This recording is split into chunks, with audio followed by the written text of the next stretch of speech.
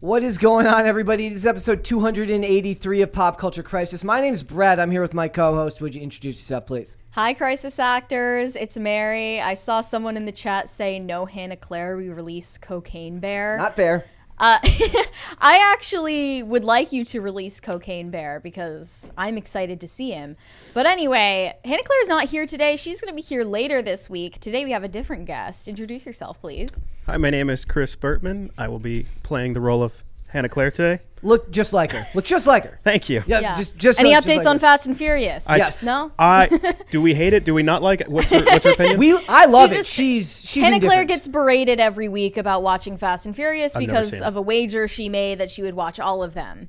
See, I think the thing is she's like trying to get out of I don't want to be yelled at for not watching Fast and the Furious today. So She's like, can't make it. Yeah. She's like starting to schedule stuff. Like she's like, I have to do some interviews this week, and she's making sure that those interviews can only happen between the hours of 3 and 5 on Tuesday. We're getting very conspiratorial now. So she hasn't seen them? She's seen the first 3. The first 3, Okay, because I haven't seen any. Oh my God. I'm not doing any wager. I haven't seen Star Wars either. A man of culture here. Thank you. Thank you. That is ruthless, dude. Probably better to watch Star Wars than Fast and Furious. Dude, guys, if you notice, there's a new aesthetic going on. We've got new overlays. We've got a new backdrop. Come on, I behind didn't Mary. want to mention it. It was supposed to be a secret. They wouldn't know. Nobody would know. So we hope you like it. We've got new overlays. We've got new thumbnails for stuff. We're making changes here. We're pushing towards 50K. We just passed 49,000 subscribers. Thank you guys so much for that. Means the world to me. Before we get started, would you please gently, ever so gently, tap the like button, just softly. Would mean the world to me. Do that. If once you like it, leave comments on this video in the live chat. Subscribe to the channel if you aren't already. Like I said, we're on the road to 50,000. Very excited about that. Yes. Mary, you pointed out to me earlier, we're almost at 50,000. Yeah, we are. Yeah, and it's, halfway to 100K. Yep, we're getting there. The milestones get easier to reach every time. What will you be doing with your silver play button when you get a silver play button? Well, are we gonna saw it in half? That would be so cool if we just saw Or are it you allowed to order multiple? You can get multiples, I believe. You can. I think it would be funnier to saw it in half. See, what I wanted to do is take Tim's for Timcast. He's got 3 of them just lying around the house. I wanted to just take one and tape our name over it. And that put would it be behind funny me, too. And put it behind me. Yeah, Stolen Valor. Yeah, I told this story once that when I was very young, I wore my brother's Weeblos uniform to school picture day. Oh my Stolen God. Valor when you're a child. I was a Cub Scout. He's and I take personal offense to that. Yeah. Yeah. Guys, we have a bunch of stuff to talk about today. The Last of Us did have a fantastic premiere. Mary's going to fight with everyone in the chat. Oh, come and on. Chris Bertman about the adaptation process. It's not even a fight. Oh, we We're got all opinions. on the same side here, ultimately. So we will get into that. We're going to talk about the absolute S-storm that is coming from Hogwarts Legacy. The mental illness and the problems are real, my friends. They are very, very real. We will talk about that. We're going to talk about the Brits. You remember when the Joker, when Arthur Fleck says you get what you effing deserve in Joker? Yeah. Yes. Well, the Brit Awards went gender neutral this year, and they went all in on misogyny. So we're going to talk about that. And we are also going to talk about Amazon Prime surpassing Netflix as far as the top streaming service in the country. That is very hard to believe, but not hard to believe at the same time. We are also going to talk about Velma, because you can't go through 2 freaking days in pop culture right now, or movies or anything, without talking about freaking Velma. So we're going to talk about Scooby with an I later. Scooby with an I, Scooby. Scooby. I like it. Multiple Scoobies is Scooby. Would that be what it is? Would it be a Scooby? Yeah, I guess so. We got some cringe of the day, Mary. We do. Let's go for it. Do you want I to like introduce this one. one? It's far better than the clip that I'm sure a lot of you have seen from Miss Universe about Wee Man and how Miss Universe belongs to us Wee Men. I like this one better. All right, it's more lighthearted. It fills me with so much patriotic joy. I don't know if that's copyrighted music. There's the moon behind her. She's literally carrying the world on her shoulder. She looks really uncomfortable. That's my favorite part about it. She has to be in great shape to do that. It looks so uncomfortable. But the moon really tops it all. Like, yes, bring back that optimistic feeling we had about the future. Let's effing go. No way, man. We need to start dressing them in army fatigues and sending them out there to spread democracy to other countries. That's what we need to start doing. Give them an AR-15 and send them out onto stage to spread democracy and freedom to the rest of the world at our pageants. Did you see that video the other day of like the absolute propaganda of it all, of like the women in the Ukrainian military video? I did see that. Oh my God. TikToks. It was. Oh my gosh. It was so bad. It's not as bad as what was the ghost fighter guy, Ghost of Kiev. Ghost of Kiev. Like that might have been worse. But you know, like at the very least, Americans are so dumb sometimes. Like, how are we falling for this? The propaganda is fantastic. At least the propaganda looks good. I'll say that. Like, thank you, Ukrainian. They look like Instagram thoughts who would get paid to do a vacation in Bali doing brand deals. I love it. Look, hey man, if there's going to be propaganda, it should be good looking propaganda, I think. All right, guys. Speaking of propaganda, are you ready about to start? The climate. Are you ready to start? Yes. All right. You ready? Ready. All right, let's do this. Speaking of propaganda about the climate, The Last of Us becomes the second largest debut after House of the Dragon at HBO Max. The biggest one since 2010, which was from Boardwalk Empire with Steve Buscemi in 2010 had a big one. But the numbers are also it's skewed because you have to remember that a lot more people just tuned into TV for appointment style television back then than they do now. Like now, you said earlier to me, Mary, you said, I miss when television actually was like appointment television, where it was like it came on at 8 p.m. and everyone tuned in to watch it. Now everything they just dump on streaming services at 3 a.m. I mean, I'm just saying primetime was primetime for a reason. People tuned in. They did that with the show. I don't like this whole thing where you have to search for when a show comes out and it ends up being like 3 a.m., 4 a.m., all because, you know, now people tune in when they can tune in, when they have the time to. They did that with The Last of Us, though. It premiered at 9 p.m.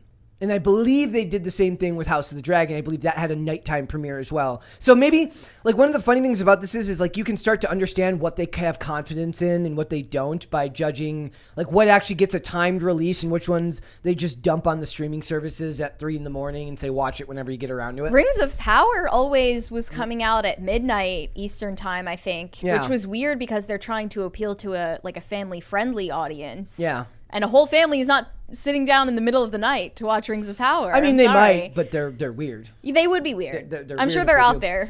So it says seething right now. So it says it marked the largest debut after House of the Dragon since Boardwalk Empire launched in 2010. I got little vibes of like, it's the #1 show released between the time of 7 and 4 a.m. Record breaking. Like, they love to make up records. It's like their favorite thing to do. But this was genuinely a big deal. But more important than the big deal for this is that they've got 2 shows right now that supposedly had fantastic debuts. They had Velma and they had The Last of Us. And we know which one the people actually like. YouTubers like Velma. I mean, I bet that YouTubers like Velma because it gives them stuff to talk about. I bet the pilot of Velma did have a lot of viewership just because of the amount of bad press around it. It was their highest rated animated series ever. Ever. Wow. I mean, I don't know what. I mean, does that count everything that came before? Because they just dumped. What else just got do rid they of a have bunch of on stuff. there? I mean, Bob's Burgers. They've got Family a lot Guy, of old stuff maybe? on there. Like they've got like a lot of the DC animated. I mean, that's literally the reason I keep HBO Max around is for all their DC animated stuff. But that's not premieres, and that's not being the same thing as- ghettoized there. Yeah, basically. That's so, it. So it says the series, which is based on the PlayStation game, takes 20 years. Okay, I'm going to go up with it. Up one part. It said the Sunday night viewership typically represents 20 to 40% of the show's total gross audience per episode. So then if it's 4-point-something million viewers, then what we're looking at 8 to 12 million probably on the high end for each episode. And I think Euphoria, they're saying like once Euphoria picked up, it was getting 19 million per episode. Yeah, Like- I think that was more because it was like posted on TikTok a lot and turned into like viral sounds on TikTok. Yeah. Which drew more people by the episodes. But I think we've had something to argue about. Well, here. yeah, like the number one thing I want to talk about here. Well, first I want to point out that the big thing for this to me is that Velma will likely not keep the same audience, and I can see The Last of Us continually keeping that audience, if for no other reason than people wanting to tune in every week to see just how closely they keep it to the source material. Or maybe David Zaslav is just a mad scientist and he's like, let's take 2 properties. One we'll make exactly like the original, and the other one we will make unrecognizable. But No? you can't ever do anything in between those. No, there's no in-betweens. Why do we have to work in extremes? That's my question. Velma is all shock value, so it's going to fatigue people way quicker than something that's like The Last of Us, which I found slow moving and a little bit boring.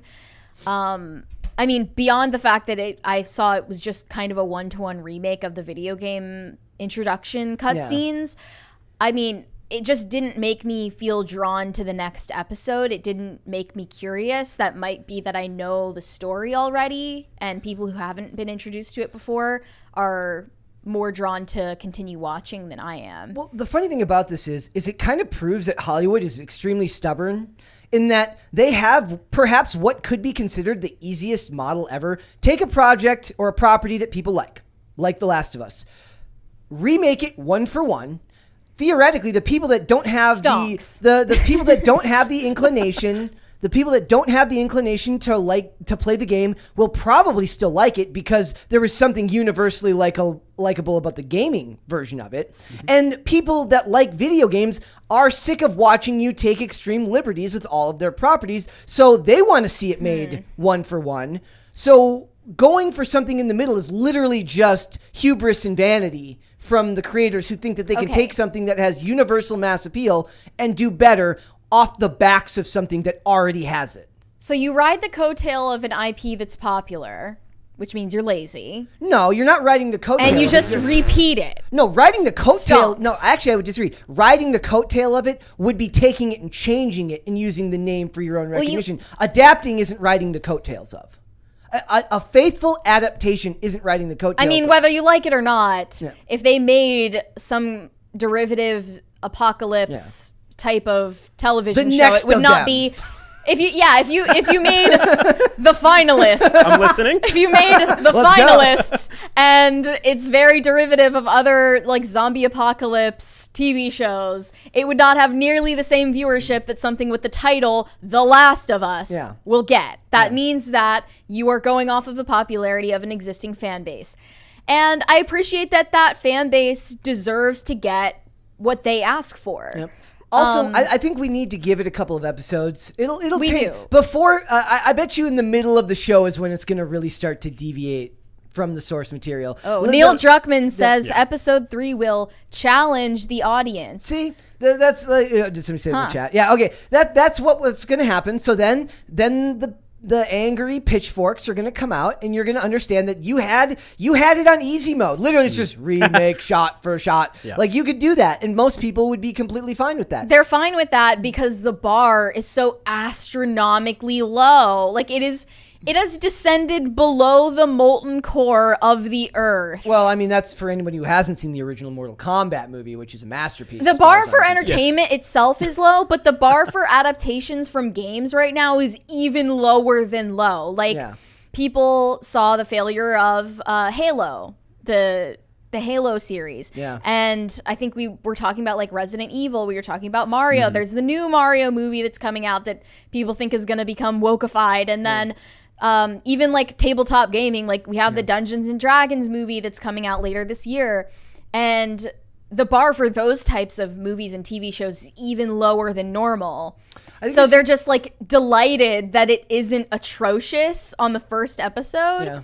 Somebody in the chat mentioned, and I saw other people arguing about this on Twitter. They said, well, what about The Force Awakens? Which everybody, like a lot of people, it made a lot of money, but a lot of old school fans were like, look, you just remade, the first Star Wars movie and just did it shot for shot, basically a shot for shot remake. Really? That's what it was? I mean, it's not really. I mean, it's very, very close to being similar to to A New Hope. But the problem is people get upset about that because it's actually supposed to be something new, but it's not. This isn't supposed to be something new and something it's not. It's actually an adaptation.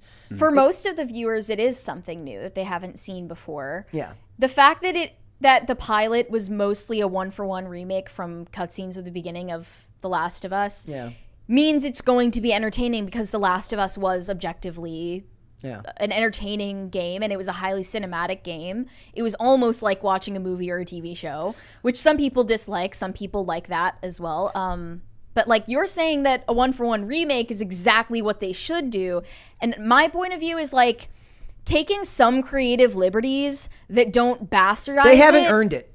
They haven't earned. They have 20 years of me telling them that they have not earned the right to take the creative liberties. We put our dues in watching terrible movie adaptations. They haven't earned. You give me 10 years of good of mostly good adaptations, then we can talk about. I think a lot of reactions to the episode, like the first episode of The Last of Us, were a reaction to the general climate of entertainment right now, and not a reaction to the content itself. And I'm trying to be as objective as possible. I think that there could be something in between a bastardization of the original source material and a one-for-one remake that required zero effort on their part. Well, so there's going to be. There has to be, because Yeah. you can't take the game and turn it into a season on a TV show and not make some kind of changes, because you have to expand on the narrative, you know?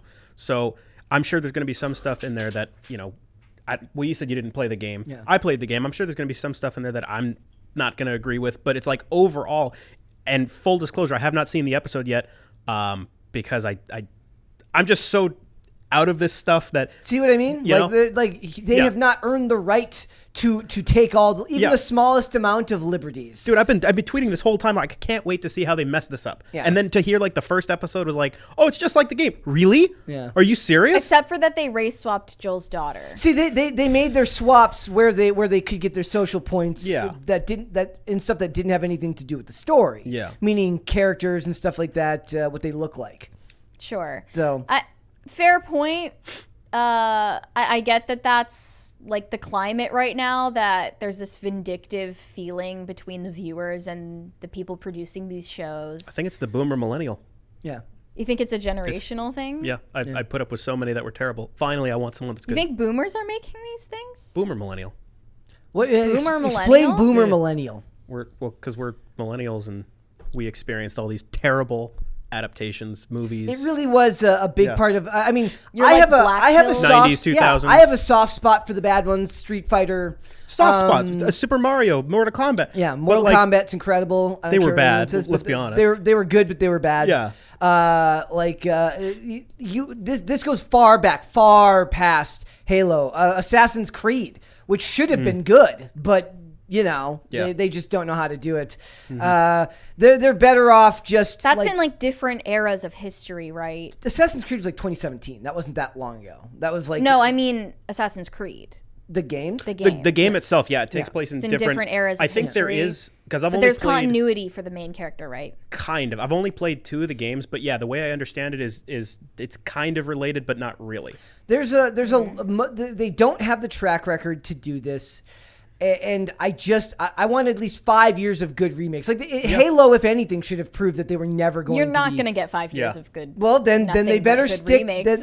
I mean, that's impossible. That's never Well, been if they the case. keep getting I'm not saying- creative. I'm not saying all of them. I'm saying if a year comes out and there's 4 video game adaptations, I want at least 2 of them to be really good, and 1 to be okay, and 1 can be crappy. We're making hasty judgments, obviously, Yes. because it's only the first episode, and it's a necessity that you take certain liberties where the video game can't fill the gaps. Yep. But I don't know. Like, I don't really get it, because Brett, you're saying like this show is not for the video game fans. No, it's it is. for the people who haven't played the No, game. it is. It is. It No, is- but what you said before we started the show was it's not for people who play the game. No, okay. It is for people that played the game, because the people that played the game don't want you to change anything. Exactly. Then play the game, No. right? They've already Like- played the game. Now they want Already to played watch the it. game. In The a game now is- they want to Already watch played it the in a game. different The medium. thing is, like, what are you adding to this franchise value? Like, I'm like, the as a resident video value? game player here. I love the game. If you make an adaptation, I want it to be just like that. You can get creative, but it has to be in the spirit of the game. Like, if Okay. you're going to make the thing, please be Yeah. a fan of the game in the first place. I agree. Yeah. But also, like, if you are making something, you're adapting a game that is already so close to a movie or TV show that it's been criticized for that. then what is the point of adapting it? Like, what value are you adding to the franchise? I understand that you're adding value to your own pockets because people who haven't played the game are going to watch it and they're going to like it. But then it means it's not for the people who play the game. But that's the market they're going for. That's what I'm saying. They could theoretically have this very, very easy. The video gamer people don't want you to change anything. People who just want good cinema don't want you to change anything because they wanted if they knew what it was about, right? They want it to be as close to the source material as possible because that's what was actually good. It translates mediums, right? Yeah. If it's good in the game, especially something like you said that's mostly like cinematic cutscenes, if the story translates well there, you can make reasonably small changes, leave most of it intact, and reach a whole new group of people who would otherwise not know it exists because they're not playing the game, but they also want it to be a good story, so why change the story? Do you think that this is going to prompt people who haven't played the game to play the game? No. I don't care either way. I don't think it will backtrack that way. I don't think it will go that way. If they do, cool, but... especially with people, that's funny because they talk about that with comic books all the time. They said, like, will comic book movies finally get people? No, it will not get people to buy comics. It's like a by-person basis. It never gets people, Gen Z or Gen Alpha, to read comics. It doesn't work. Don't think so. No. You guys don't read comics at all? I mean, I'm sure there are some Gen Z people who read comics, but I don't think that the Marvel film adaptions are prompting anyone in significant numbers to read comics again. Yeah.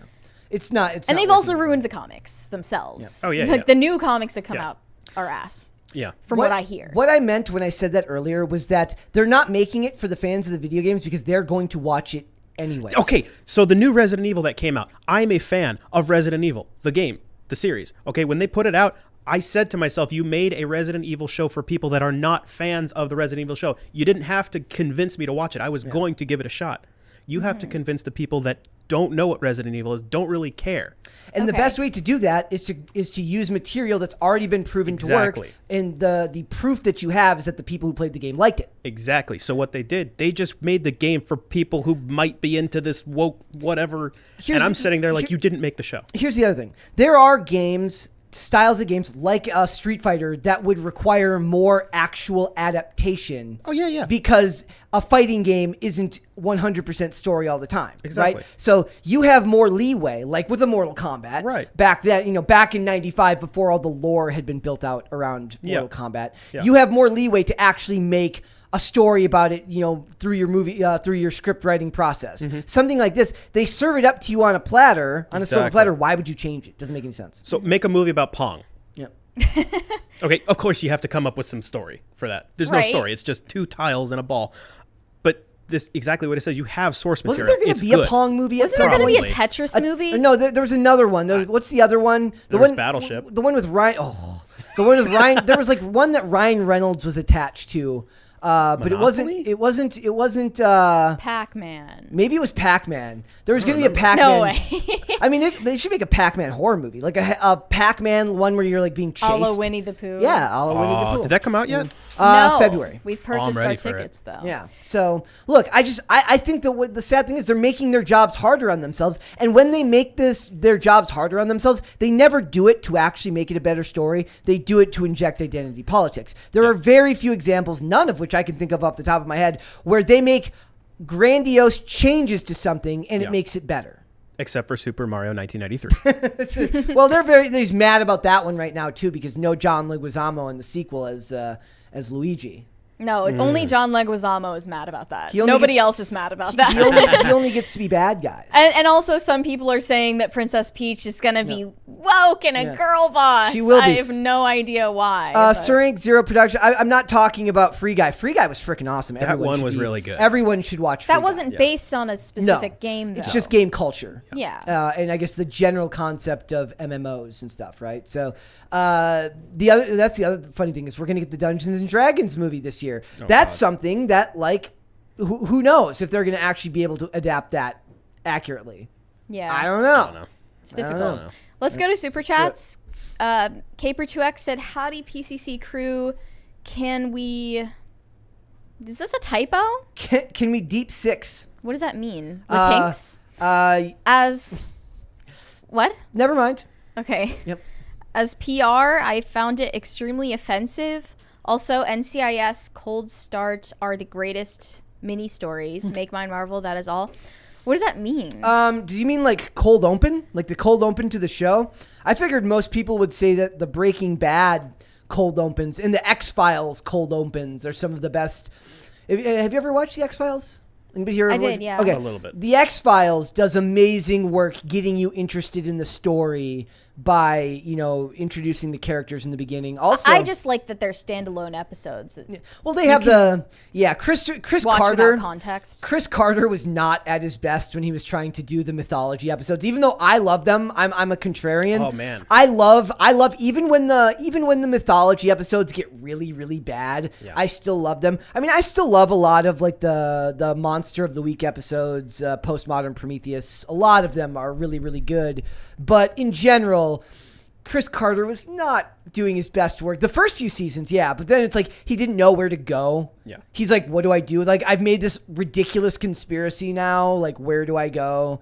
Like, at the very last shot in the pilot episode of the X-Files is like the CSM is like the cigarette smoking man putting like this little piece of whatever it is that Scully found on their investigation in this massive room a la Raiders of the Lost Ark. And he like leaves the Pentagon. And so it opens you up to this world of mystery that they were never able to, they kept expanding on, but never found the edges to. Yeah. And figured out how to really define. It just became over the top. Cleggy said, bad app, I'm not going to read that. Waffles Sensei said, the new show aesthetics are looking great, gang. And who is this scholarly looking legend in the guest chair? He looks like he might be the funniest member of the crew on Twitter. I've heard that. I've heard Many have heard that? I've heard that many you have are heard this. I have heard that you are particularly good at Twitter. I'm a Twitter god. I'm a He's Twitter a blue lord. check. I'm a blue check. I just opened to Twitter for the first time and like I deleted I'm mine. sorry. Yeah. No. I'm so No, sorry. it's like it took all of like a day before I said something snarky. Yeah. I made it a day before saying something snarky. But for the most part, Yeah. my idea or my hope is to keep it mostly positive on Twitter.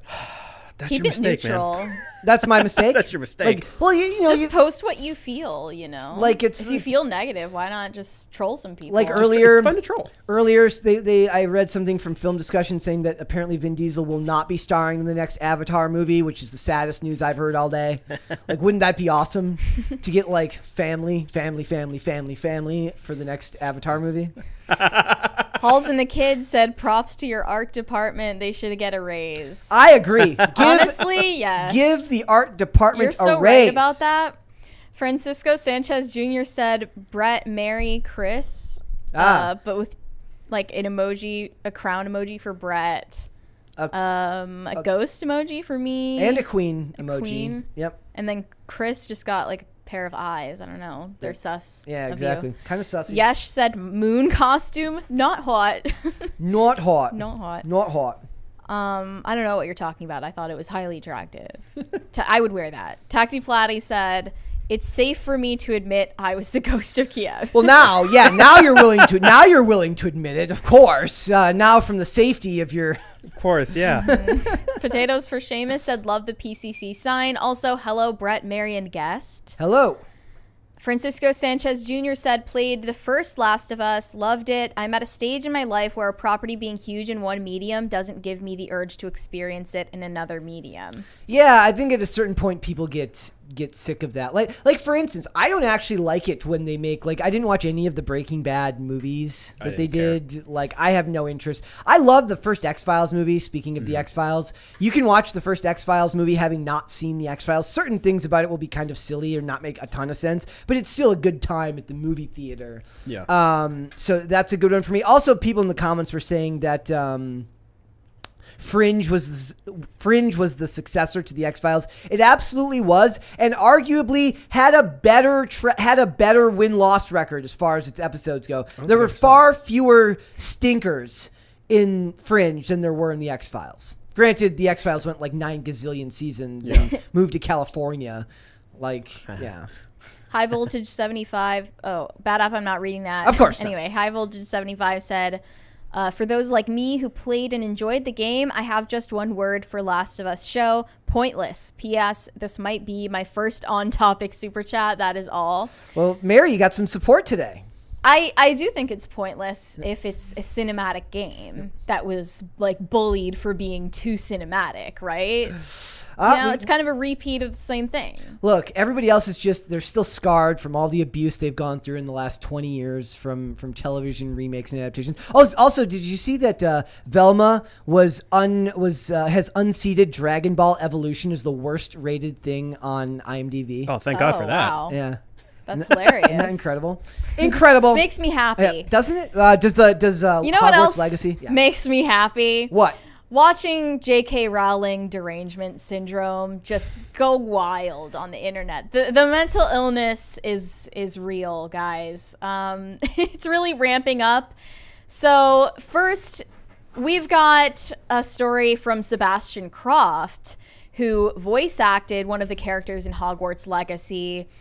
He had to openly address his responsibility in the making of this video game. No, he didn't. He wanted to. No, of course. Yeah, he did it for Twitter clout. Yeah. So, I mean, really, this started because of a crybaby, which is the usual story. This crybaby's name on Twitter is literally @transisawesome. Well, you're not going to get you're going to get a totally unbiased take. Totally, yeah, totally objective. And that person is now on private, and their bio says private because transphobes are stalking this account at the moment. So we can't see what they tweeted at Sebastian Croft. It's too bad. So he voice acted for Hogwarts Legacy 3 years ago and is now, being asked to respond to the situation, which is like he voice acted before J.K. Rowling was even at the center of any controversy about her opinions. Stuff was 2018. 2018. Yeah. So this would have been after that, at least a little bit after that. Yeah. It's before everybody kind of lost their minds about it. So she made the initial comments, but you can forgive him for not having heard about him yet because it wasn't as big of a deal as it is now. Everybody else is still mad at Trump then. So all the there was still like the aftermath of Me Too. Yeah. It was a wild time. They're like, we'll get to her when we get to her. Once people know his name, then he has to apologize. Yes. Yeah. So Sebastian Croft. It's those legs he needs to apologize for. Oh my God. I mean, look at this. Look at this awful outfit. He looks like he calls his mom Mummy. Mummy. I never want to see his hairy legs again. No. That's absolutely atrocious. What does Gen Z say? That fit though? that fit though. So here's what he tweeted in response to the backlash. He said, "I was cast in this project over 3 years ago, back when all Harry Potter was to me was the magical world I grew up with. This was long before I was aware of J.K. Rowling's views. I believe wholeheartedly that trans women are women and trans men are men." I know you guys are going to clip me saying that. I'm literally picturing him. He's like looking at it. He's like being held in a chair and he's like, I believe wholeheartedly. There's a gun being held to his head for sure. It's a rainbow colored gun. As he's like tweeting this with his tears dropping down on his phone screen. Yes. And I'm sorry. I don't believe that he was unaware of J.K. Rowling's views. Like it was a high profile thing. If you're involved in something affiliated with J.K. Rowling, you would ordinarily know about it. He's 21 now, so he was definitely old enough to be aware of like what was going on. He wasn't a child. Then he said, "I know far more now than I did 3 years ago, and hope to learn far more in the next 3. Well, I'm really sorry anyone hurt by this announcement. There is no LGB without the T, heart emoji." And then he responded to Trans is Awesome, saying, "Please don't attack this person for their tweet. I understand why they would be hurt, which is why I wanted to clear things up." Another heart emoji. I long for the days when people criticized Harry Potter for being witchcraft. Yeah? Okay. I know, right? Like, this is what I grew up with. I wasn't allowed to watch Harry Potter, read Harry Potter, have anything related to Harry Potter. None of my friends were into Harry Potter because of that. I was in like a very puritanical...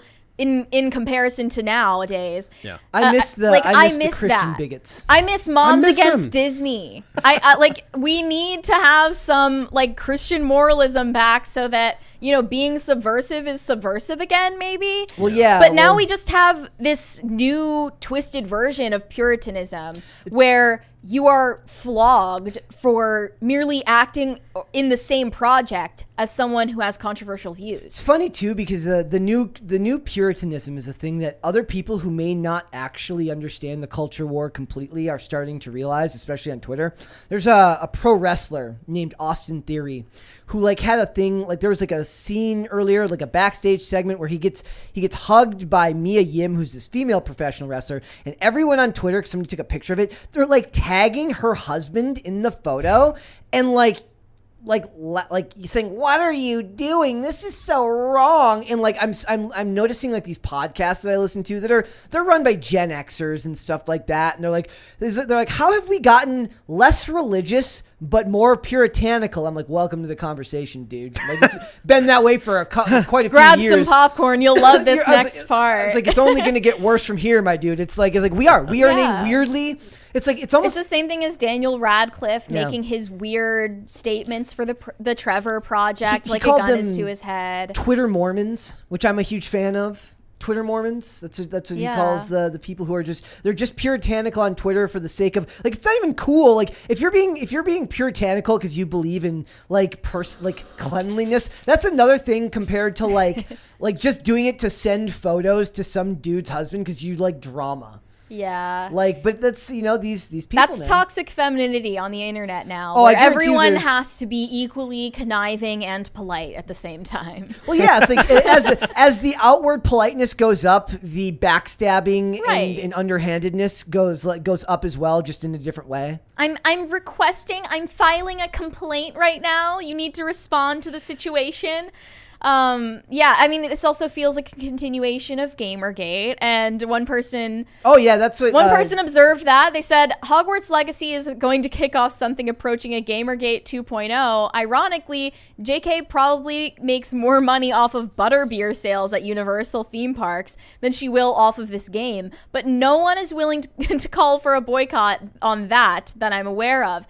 That's true. I mean, it's, consumption for me, but not for thee. Or at least they'll keep their consumption of Harry Potter products private because they're a bunch of weirdos. They can just get the bookbinding guy and have him erase her name from the cover of the game. Dude, you didn't see that? No, that's what I'm saying. We saw that. We covered that yesterday. So I'm saying like they can hire that guy, and maybe there can be like a computer programming version guy that can do that with like the copyright when you load the game. And like I'm sure a lot of people are pirating Hogwarts Legacy only because they have hatred for J.K. Rowling. It's hilarious, like to watch them do that, and then like take that, lady, as she like laughs in money. Okay, let's just play this TikTok from this streamer discouraging you from supporting Hogwarts Legacy. Please do not support the upcoming Hogwarts Legacy Love game. the flag in the background, Friends, by the way. Amazing. Colleagues, cohorts, the whole lot of you, I'm asking you very sincerely, please do not stream it. Don't make YouTube videos about it. Don't buy it. And don't bloody pre-order it.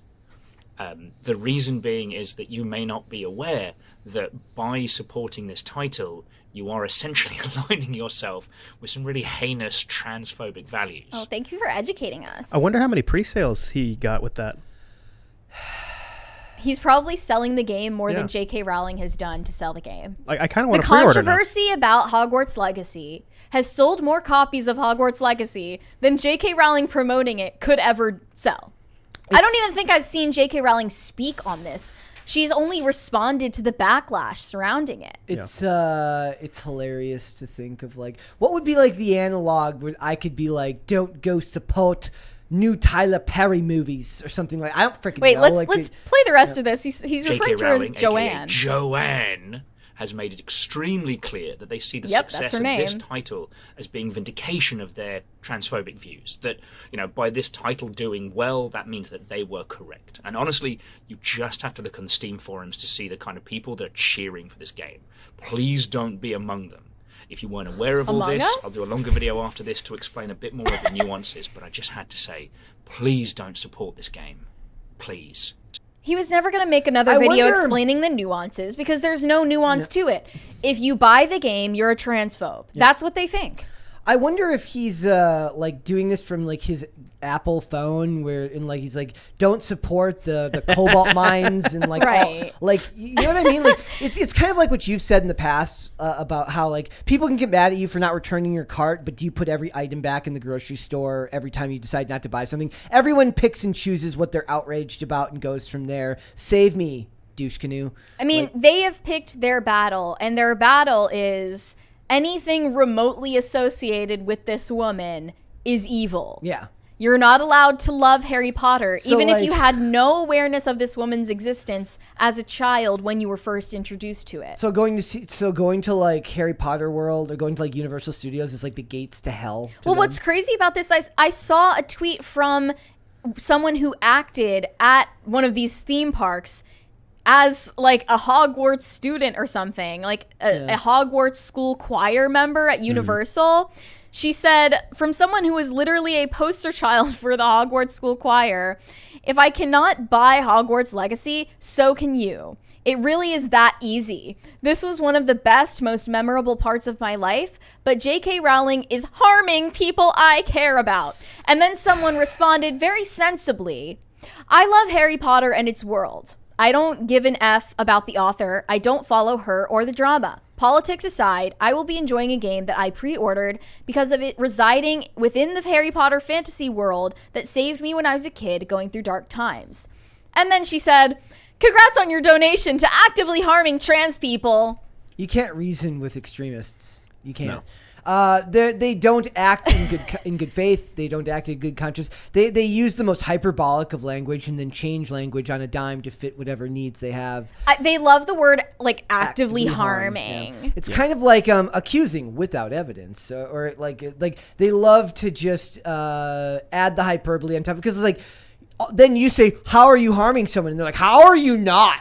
I mean, they never even go to the effort of some semblance of an explanation, which would probably be, in some small way, this adds to J.K. Rowling's wealth, which she uses to fund Bira's Place. It is a women's shelter that only caters to biological females. And if you find that transphobic, then maybe you won't buy the game. Man, she's a but bad there's person. there's never an explanation like that. It's always just like, you're harming trans people. Like, you can't love the thing you love because it harms trans people. Well, I mean, to be fair, going on the other side of things, people say the same thing to us when we choose to watch things from Disney or any of these companies, and they say, Stop giving money to people who hate you. Stop giving money to people who Eric hate July. you. Like everyone says that. Twitch, I always say like, I'm just gonna keep watching the things I like. Like maybe I'm just in a bad person because I'm not picking more of a side on either side of these things, right? Like I'm just gonna stay in the middle here. I like what I like. I'll watch what I want to watch. If it's good, it's good. If it's bad, we'll call it out on here. Luckily, we have the platform to actually call crappy stuff out on here if we want to. Yeah. But let's face it, we are part of the problem. We added views to Velma. We're the reason it had the biggest opening of any animated series. We are adding to that problem. I don't care. I don't think that we're part of a problem just I'm not here to because change we the viewed world. Velma. I think they don't care about how many people view it because we're in a post-profit age that is more about, vindictiveness and feelings than making a profit. Otherwise, they would be making a good product that people want to watch and make organic hype about instead of all of the press being negative to improve their SEO. But anyway, I'm just not here to change the world, dude. Everyone, every one of these people want to act like they're changing the world, and they're doing it in the laziest, most consumerist American way possible, which is by consuming or not consuming media. Well, they also claim to be anti-capitalist, but at the same time believe that they can vote with their dollar. If you're anti-capitalist, you don't believe that, right? Apparently not. Like, I don't know. There's no individual person refraining from buying this game is hurting J.K. Rowling's bottom line. Yeah. That's just it. Like, she is anti-fragile. She can do whatever she wants. She can say whatever she wants. I don't even personally like her that much. I don't care. Yeah. I don't care what she's saying.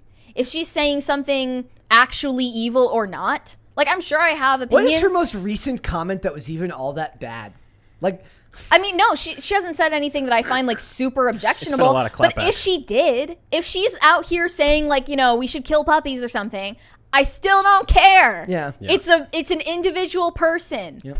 I don't care. There are plenty of evil rich people out there who I disagree with vehemently on many important topics. Yep. I'm sure J.K. Rowling is one of them, and I still don't care. Consume the media you want to consume. Like, look, if they consumed all the media that's made for them, those things would be getting season 2s, but none of them are getting season 2s because they don't actually watch anything because these people don't actually spend money. They all pirate everything anyways. So they don't actually, it's the same WNBA argument, right? If all the women actually went and supported the WNBA, they wouldn't have to blame misogyny for the fact that the NBA has to subsidize that league to the tune of millions of dollars. Forever mocked by women's wrestling. Yeah, just the fact that like men get blamed for things that are for women not doing well when women don't support it either. If you want to, instead of focusing on J.K. Rowling, some stuff not succeeding, focus on stuff that trans creators are making that you want to succeed. Then maybe you could make a difference. Something that's not destructive. And that could be the next Harry Potter franchise to blow up, get sold to every bookstore, and then become some famous trans video game legacy. And then everyone can buy it, except for no one's going to buy it because you don't support the things you actually believe in. Mm-hmm. You only don't support the things you don't believe in. Which is worse. What's ironic right now is that Hogwarts Legacy is the top-selling game on both Steam and Amazon for PS5. So she's literally laughing in money. It's the number 2 game for Xbox as well. And now they're trying to sabotage it on Steam by adding tags to the game that don't apply to it by like brute force making them the popular tags. So they've added the tags to protest, transphobic, transphobia, capitalism, NSFW, villain protagonist, World War II. They love villain protagonists. And psychological horror. Psychological horror? Oh my God. They love and like villain protagonists. They love watching bad guys get redemption. They're going supposed for an redemption. ironic thing where they're saying that J.K. Rowling is the villain protagonist. I get it. But and then this report said with enough submissions, users can theoretically brute force write-in tags onto a game's top 20 tags that are like custom written, that are not, there for you to select. So that's why transphobic or transphobia would be on there. But it's weird because every time that an objectively terrible game or TV show or movie comes out that these people worship, they scream review bombing. Like, we're review bombing Rings of Power. It doesn't objectively suck. We're review bombing it. We didn't even talk about that with The Last of Us. But they turn and they do essentially the exact same thing by, tag bombing Hogwarts Legacy. They're such hypocrites. Dude, I love how good we have it in Western society now that tag bombing is a thing. All these people are like, the world's coming to an end. I'm so broke. I'm never going to own a home. Oh my God, my life is so difficult. But yet you live in a world where you can tag bomb something. And this is your priority in life. And that's your priority in life. And that's how you're spending your time. You could have literally done anything. Spend 5 minutes starting your trans charity so that you can give back to the groups you claim to care about. Or but your way of bathe. the way that you care about doing stuff is by tag bombing something from J.K. Rowling. Yeah. And then these are the same people who would never have the balls to say what they think in person. They only, take pictures of you from afar in public if you're wearing a shirt or a hat that they don't like, and then they post about it on Twitter where they get adulation. Chris Pratt was wearing a they talk about flag Chris Pratt. He's such a bad person. Right, exactly. They never say shit in person. Nope. They can't stand up for what they believe. I mean, that's like my favorite thing is like every once in a while, because like my guilty pleasure is still toxic comment sections. I don't engage. It's usually it's funniest when it's stuff you don't actually get. Like, there's no more toxic comment section than anything pet related on Instagram, because anything you do with your pet, somebody's like, you're hurting it, then everyone starts arguing. And I like watching people. It's literally a video of like a wiener dog on a skateboard, and some dude's arguing because they're just like, I'm gonna beat your ass on it, like on Instagram. And like, that's what I love. I love the old school bravado of like, I'm gonna beat you up on the internet. Like, I'll have you know, I graduated top 10. My dad could beat up your dad. Like, well, like, I'm a Navy SEAL. Yes. So it's it's just one of these things that for J.K. Rowling, do you think she even cares?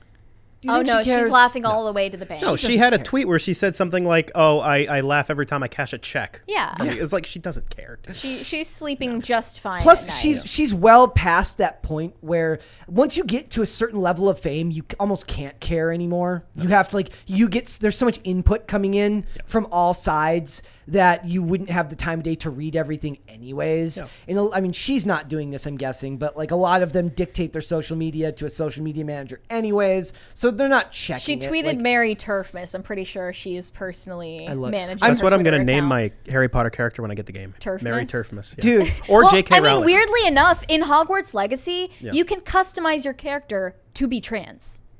Like it's if we're going by their standards as long as of you don't inclusivity, go to a women's shelter, you're fine. It's literally Cyberpunk 2077 levels of, pandering inclusivity. You can have a trans character in the game, and yet the creator of this fantasy world is supposedly transphobic.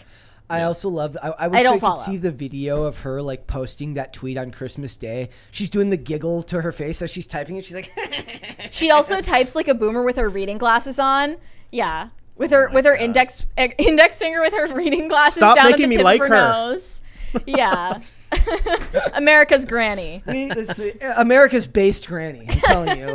Wait, is she British? She's British. Yeah. Great Britain's granny. Well, yeah. Based granny. She's she's not based. That's the funny thing. She's an old school feminist. No, yeah. She's an old school feminist, right? And she's probably like virulently pro-choice. I also don't give a crap about her feelings either because she's the one who courted this audience in the first place by race swapping all the characters and gender swapping the characters. Right. And Hermione's black and Ron's gay. She started this game. She never made Ron gay, but she was behind the secret of Dumbledore, which is that he is gay. Which because the whole time I was watching the movies, reading the books, I'm like, man, I wonder what this guy's into. Dude, I watched a video this weekend about the obscene nature of straight washing in movies, and I couldn't believe the level of they don't understand the human condition in a lot of ways because they take anything that's any type of look between two people as romantic inclination. Like they don't understand how men interact, like how straight men interact with each other. Oh yeah. They don't understand how straight women interact with each other. They don't understand any social interaction. No. Because they don't have it. No. It was very interesting seeing that because they were interacting amongst themselves, so they weren't being outwardly mean. Mm-hmm. It was just a genuine misunderstanding of how social dynamics work between the sexes when they're not romantically inclined, right? My favorite is the greatest thing about gym talk or gym Instagram is just the overt homoerotic humor amongst all of it because it's just part of the culture. Yeah, I was gonna say I've never seen two people say the most gay things than two straight guys that are best friends. Yeah, this is facts. Yeah. Me and Dane. I mean, I don't personally understand it, but I respect your rapport. It's a thing. It's how dudes especially if you play sports and stuff like that. It's just part because the idea is that you can do that, but also be obscenely awful to each other as well. Be mean. I've been called worse things by people that love me than I will ever be called by people that the things that people that hate me hurt you because of the tone in which they're said in. Yeah. People that love me have said far worse things, but it's just said in a way that's not so awful, right? Yeah. It's it's the joke. It's the meme. It says women when they say to each other do I look fat? Oh my God, no, you look beautiful. Yeah. Guys to each other, do I look fat? Dude, I know 5 fat people and you're 4 of them. That's how me and all my friends were. Okay, here's an example. If you skate and you've been skating for any length of time, when you fall, there's 2 types of people. There's the people that check to see if you're okay. And then there's the people that laugh at you. And depending on your friend group, I had one group of people that I skated with that were the type to oh, dude, are you okay? And then you have the other friends that are you freaking loser. Hey, why don't you try not sucking next time? Have you thought about that? As you're laying on the ground in pain. It's how dudes are. Yeah. It's the way things are. Let's go to Superchats. Let's do it. Ethereal Menace said, so I was bored and started watching Tulsa King. Bruh, LOL. How can you not love this show, Mary? Boom! XD. That's what I'm talking about. Everyone needs to go watch Tulsa King. I mean, All right, man. you know, you do you. I don't even care about arguing about this anymore. It's just bad. It's not, dude. It's like laughably bad. She's lying. It's not bad like Velma bad. It's just like bad. It's a mob show from Taylor Sheridan starring Arnie. I don't say his last name because you don't want to get clipped. It's Sylvester Stallone. Oh, did I say Arnie? Oh, I'm in. Yeah, I'm Stallone. It's a Stallone the as a mobster. blasphemy against Sylvester Stallone Stallone right is a now. mobster. I didn't even know this. I'm in, dude. It's on Paramount Plus. It's Oh, really hell good. yeah. Yeah. Really Right good. on. Dominic Lombardozzi. It's a bunch of really good actors. You in might like it. Oh, Stallone's the, awesome. the judgment. The judgment in her that is the type of judgment that can only come from a girl in her mid-20s. I'm such a toxic I'm bitch such a toxic today. bitch. Like literally, that was the judgment of a 22-year-old woman. It's just like when Dane says to me, "It's dark, you'd love it." There's nothing more like that was the most cutting thing. I like that was more cutting than anything I just said about what guys say to each other. Yeah. Like that was more painful. The special kind of toxicity that Yes. only I am capable of. Yep. Fear Me It's Bree said I was never into Harry Potter, wasn't allowed, so I watched it when I was like 19, and I don't get all the hype. It's okay, but I only like the last two. The books are infinitely the movies are actually not good. They're like No. they're like we were talking earlier about adaptations. The adaptations are actually in the context of what an adaptation should be are actually really bad because if you haven't read the books, the movies legitimately make no sense because they're made with the understanding that you've read the books. Yeah. The books are actually literature or a form of literature, children's literature, but very good. The Can an movies- adult enjoy them, like Yes. Lord of the Rings? Yeah, I believe so. Yeah. I believe Okay. so. Bad app, I don't know how to pronounce that. What is that? There's no LG. Oh no, that's up one. Assio Mary. What does that mean? It's a Harry Potter reference.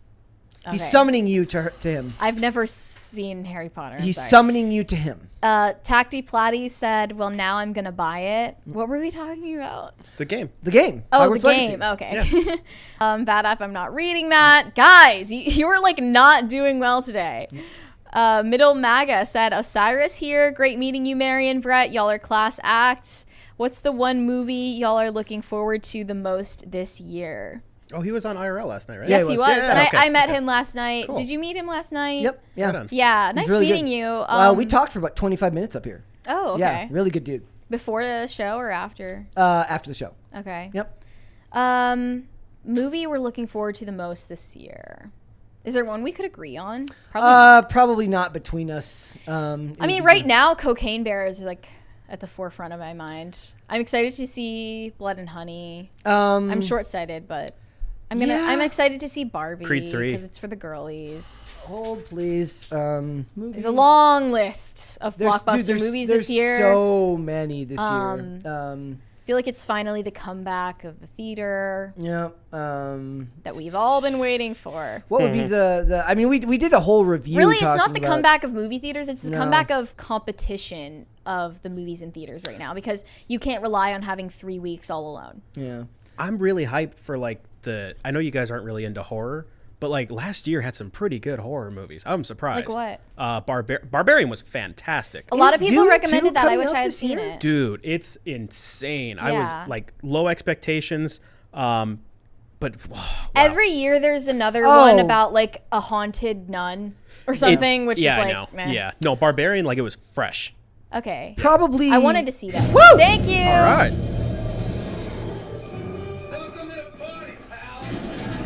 Welcome to the party, pal. Probably. It's just you're going That's so OD aggressive, and I with love it. Like It's my favorite part of the show now. Is scaring the crap out of people with the crisis part is my favorite part of the show. Mission Impossible: Dead Reckoning is probably what I'm looking forward to the most. that's exciting too. Caper2X said, Mary, you're still a kid. Men love Tulsa King. There you go. I guess so. Tacti Platy said, Chris, you're my favorite person on Twitter. Hey, Yeah, shout he- out Tacti High Potty. praise. He's cool. He gets a lot of like everyone thinks you're like the greatest on Twitter. Tacti Platy, says send that? more stickers. Yep. Everyone wants your stickers. All right. We're all caught up on Superchats. All right, we're moving now. on, guys. All right, so We're talking about comeuppance. and people who needed it. This year at the Brit Awards, it was supposed to be a gender-neutral category-only award show. And that's because previously, although having categories for men and women separately was supposed to lead to award shows being more equitable, they decided to go reverse on that and just only nominate men. It was never going to be more equitable. It was never going to be more equitable. I mean, it was always misguided from the start, right? And then switching back to gender-neutral categories because there are too many non-binary actors and actresses and singers out there. Will we just get to a day where there will be just a separate category for people with non-conformist identities? There aren't enough of them. Well, I mean, that's the argument they always make, but I don't care. Like, just make the category and just have less. If anything, you have a better chance of winning. There's less men and there's less of them when there's just men, and there's less of them when there's just women too. Just make smaller categories. Trans people in Hollywood awards. Yeah. I don't know. So like mainly people were mad that they thought women and non-binary people got snubbed when it came to nominations for Best Artist at the Brit Awards. Here were the nominees: Harry Styles, George Ezra, Fred Again, and Central C. Oh, and Stormzy. Did you say that George Ezra's only 29? George Ezra's he had music going back for years, so he must have been recording. You say "Blame It on Me" was his song? Yeah, I thought that was Post Malone. No, different song. Oh, different. Okay. George, those are vastly different artists. Yeah. George Ezra is not Post Malone. Yeah. I kind of wish that Stormzy won. It was Harry Styles that won. If you can see the picture on screen right now is absolutely obscene. Of course. Yeah. But I forced Brett to put it in the thumbnail for the segment regardless because, man-made horrors beyond your comprehension. And Harry Styles is not much of a man to be nominated for this award anyway. Yeah. So clearly they're not doing this because they value masculinity or celebrating men in this category. Yep. It's only because they hate themselves. They hate gender roles in general and will do anything to annihilate them. But then they fail in the process at their own standards. Mm-hmm. They're two-faced hypocrites every time they prove this to themselves.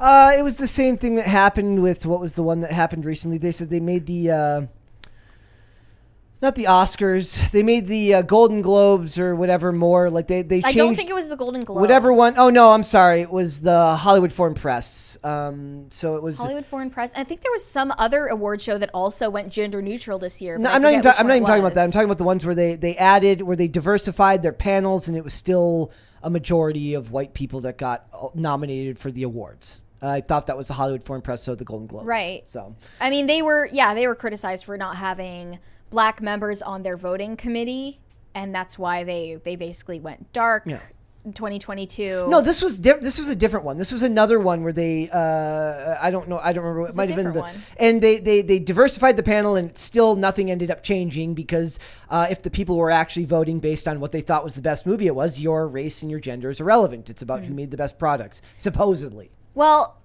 I think that the Brit Awards specifically took to doing these gender-neutral categories because they got backlash from non-binary artists like Sam Smith saying that they get unfairly excluded from getting these awards if they don't fit in either gender and gender's category, which is obviously insane. Sam Smith is a very famous person. Yeah. Oh, wow. Thank you. Gunshots? Yeah. Brightens my day. Hell yeah. You just wait. It's going to get so much worse next week. I'm not scared by it, which is why I'm okay, this is a lot right now. This is a lot of stimulation. First of all, Sam Smith was famous even before being non-binary. So he's really he's actually discrediting himself. I saw a meme that it was a Kanye meme. Yeah. And so they were talking about Sam Smith. It was an article saying they, referring to Sam Smith, and Kanye's like, who's they though? Yeah. Exactly. I mean, that's what we should do every time that these people say preferred pronouns they, them. We should be like, who's they Who's though? they though? Yeah. Who's they? Who's them though? And why are there multiple Sam Smiths? Well, it's funny because with Sam Smith, he made his career off of being a gay male artist who made music from the perspective of a gay man that went viral particularly for that reason a lot of the time. And you're claiming that you're unfairly excluded. I mean, I think that this is the time to take accountability for your own career. Yeah. If you aren't doing well in your career, you aren't winning awards. Maybe it's because the quality of your work has gone down, or because you're not marketing yourself yourself properly. Not sucking? Have you tried not sucking? Have you tried not being a piece of garbage? Yeah. These people, I say it every time, they can't compete and then claim oppression when they can't compete. Yeah. Every time. They just need the security blanket that they're being catered to, and then they still don't get what they want. Harry Styles even, like, he still, identifies as a man and not non-binary, but he's out here wearing dresses and skirts and makeup and painting his nails and just, like, going way too hard in the direction of, like, androgyny, but doing it terribly and acting like he is, some kind of revolutionary act in Hollywood for doing so, even though there are so many artists in the past who have started this trend, like decades before. Prince was Why are we acting like Harry Styles is the first man in entertainment to try androgyny as an aesthetic? Like, it's not new. Yeah. You're beating a dead horse. And it's really not even, like, a lot of people who don't have any problem with men wearing makeup or wearing dresses or whatever, they're just saying, like, you're doing this tastelessly. Yeah. Like, this isn't compelling in any way. It's not that they have some kind of moral objection to it. Yeah.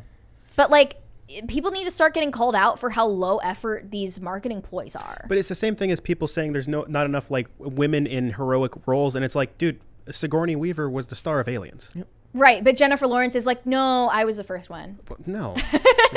Like, you're just freaking delusional. Yeah. So here's the Brit Awards explanation for their decision to go gender neutral in their categories.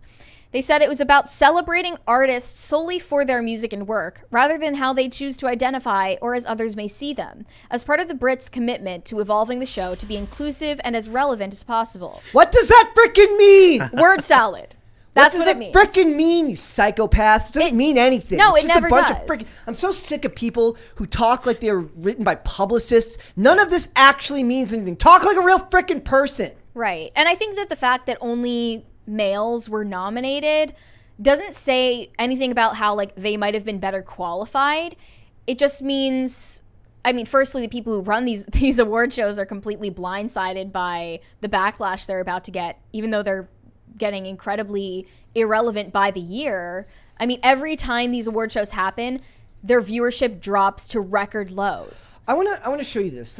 I was looking up because I was trying, after you mentioned the thing about Post Malone, I was like, George Ezra, Post Malone. So they're mad at George Ezra because he praised the gender neutral award category, but only because no women were announced. So it's like, if he had praised this before the nominations had come out, he would have been stunning and brave and, oh my God, you're speaking up for the oppressed by saying that you love the idea of a gender neutral category. But as soon as the gender neutral category doesn't go the way you want it to, as soon as it doesn't benefit because you. It doesn't benefit you, now it's an absolute disgrace, says the viewers of whoever actually listens to George Ezra's music in 2022. That's like Lizzo coming out against cancel culture. As soon as it's not a benefit for her, she comes out. Right. Like, this thing isn't being weaponized the way I prefer it to be weaponized. Therefore, I'm anti-cancel culture. Yeah. Like, it's absolutely ridiculous.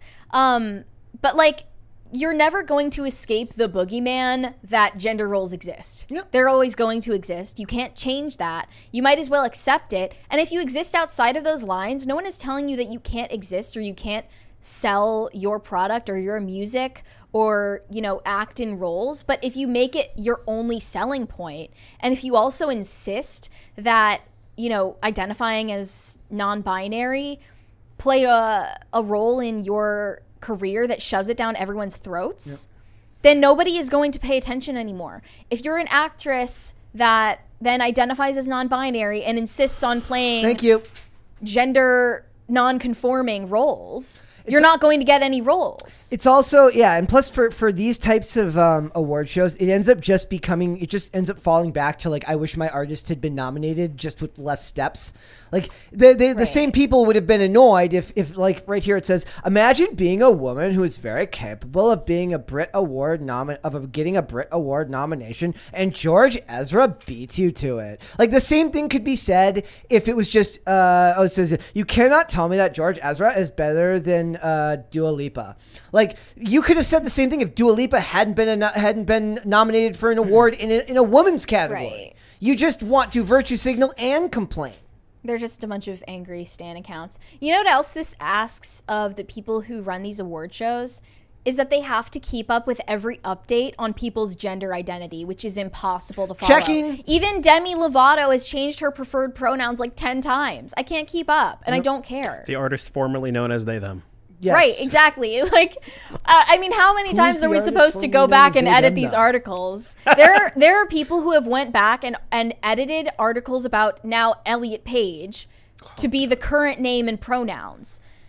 Nobody is keeping up with your identity. It's not relevant. Come to think of it, it is kind of funny that George Ezra got nominated for something and Dua Lipa didn't. It is, yeah. Take that. Like it's like the Joker. She had a big song with she had a big song with Elton John. Elton John this year? Yeah, I'm surprised that wasn't Did Elton nominated John for get anything. nominated? I bet you Elton John got nominated because he's a man. Well, if he were keeping up with the trends, then That he would identify penis as will non-binary by now. It's, I have no problem believing that. Like, This is the thing. I'm not it's going to go. funnier if it actually is sexism. It's I'm funnier not, if they're actually just. I mean, like, it nope. is though. That's the thing. I'm not going to go too far into this because it gets heated in other contexts, which are more serious. But this obsession with making everything gender non-conforming, gender neutral, gender bending, fluid, all of our identities are really just like, you know, blended together. Roles don't really exist. All of that is specifically sexist against women. Why do you think it is So that a mediocre documentary men- would ask the question, what is a woman, instead of what is a man? So that mediocre men can take on the roles of women and Exactly. completely eliminate women from society. It's running from the standards and expectations that are set on you. It literally is almost a perfect encapsulation of that. That a woman who stands out, like I guarantee you, if you polled 1,000 people, more people know who Dua Lipa is than know who George Ezra is, right? So, like it really is like mediocre men taking awards away from women. But here's the thing: the same thing happened when the new owner of Miss Universe comes out. And talks about it, and all the women cheer for their own demise. Exactly. All the women who don't stand up So, for like, themselves when they're in place I in don't sports, feel bad you for get you. what you freaking deserve. Would Dua Lipa speak out against this ever in a million years? No, Absolutely not. There would be a rainbow-colored gun to her head, and she would not be allowed to like. But I'm sure that even in her deepest conscience, she does not think that this is a problem. Yeah. You No, know, she like doesn't. all of these people who are disadvantaged because of these new rules. It's funny that I said new rules when I was talking about Dua Lipa because it's her biggest song. But the people who are actually disadvantaged by these new rules will never speak out against them. Not only because they're coerced, but because they genuinely are enthusiastic about the annihilation of gender roles in biology. Yeah. That's the fact. I mean, and I do think that this disproportionately affects women. No, absolutely it does. Because I think it's the enviable position to be in right now to either be gender nonconforming or a woman. Everyone is running from what they're expected to be traditionally. Why do you think that is? I mean, it's not easy to be a man these days. We've demonized masculinity, but they're running away from masculinity to be women. Why? That was just sad. I think that some men feel... This is a really like tragic thing. I don't want to like get too much into it because it's a dark subject. Well, also this like okay, let's not do that because that is more political. Let's talk about it. Why is it so incentivized in entertainment spheres? Is it just because? Well, here's the thing. Look at a Harry Styles. You are a washed up boy band member. Okay, you became relevant from the X Factor in like 2010, and now you have, you know, a 5 o'clock shadow. You're kind of, you know, less relevant than you used to be. What is the perfect way to bolster your career among a bunch of teenage girls and women in their, you know, college years or so who think it's really trendy for men to paint their nails? You do the thing. You perform the task, right? Yeah. Fit the mold. That's what he's doing. There's nothing unexpected or subversive about a grown man dressing as a woman now. No. Subversive now would be like a country star, like actual country stars, and any type of actual, like actual masculinity would be more subversive. Like Ryan Upchurch. At least in their sphere, right? Not in the rest of the world, but in their sphere, that would be far more of. You talking about in the country music sphere? No, in like the pop music sphere. Oh, yeah. It would be more subversive to just be like a manly man. Yeah. It's absolutely painful when I see men like Harry Styles, or even, now non-binary identifying people like Ezra Miller. Yeah. Who have been just like praised and put on this pedestal for being male feminist icons. Yep. And all they did was smother some lipstick on their face and some nail polish on their hands. And what did you accomplish for women? Like, I'd love to know. But it's women's fault because they're the ones applauding it. Because boys rule, girls drool. Boys. Yeah.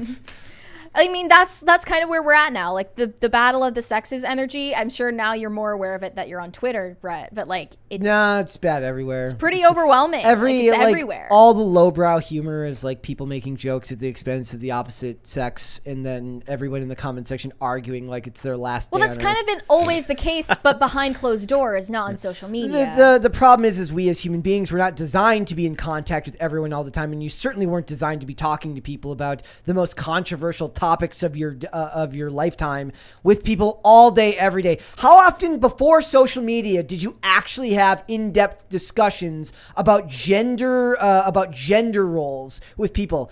You'd make fun of people for doing that back in the day. You freaking dork. Like that's really what it is, right? Like, so, and here's the thing. Guys would talk about it with guys. Girls would talk about it with girls. So the girls would say, oh my God, men are so toxic. Am I right? And then the girls would be like, go off, queen. And the guys would be like, oh my God, she's such a bitch. And the dudes would be like, dude, I know. Like, and then they would just agree. They would both agree with each other. And then you'd go on about your day. And the world was at peace. And the world was at peace and nothing. Now the girl goes, oh my God, men are so toxic. Am I right? And then some dude has to go in the comments and go, well, actually, the problem is that you don't watch Andrew Tate videos. And I'm kidding.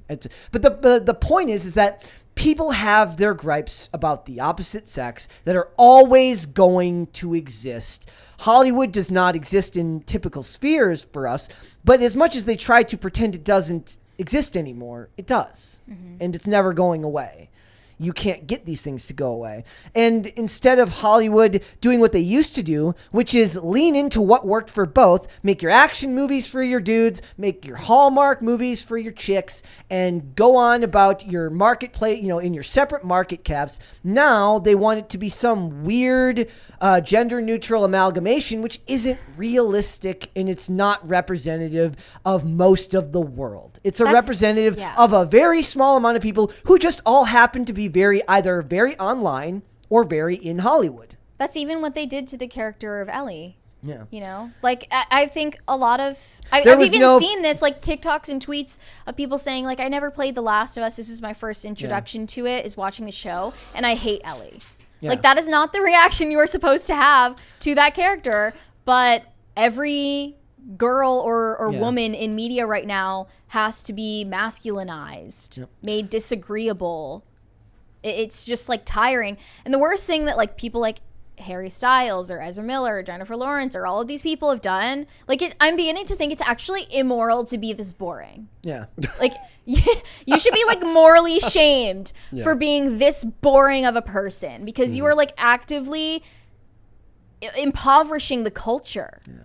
And it's performative. Like they're likely a far more interesting person with the persona that they have that's not not their front-facing persona, right? So who they are behind closed doors is probably far more interesting than who they are. It's just that they think that what they're putting out there is actually interesting, but it's not. Also, Chad, I was kidding about Andrew Tate. They're mad at me already for dissing Top G.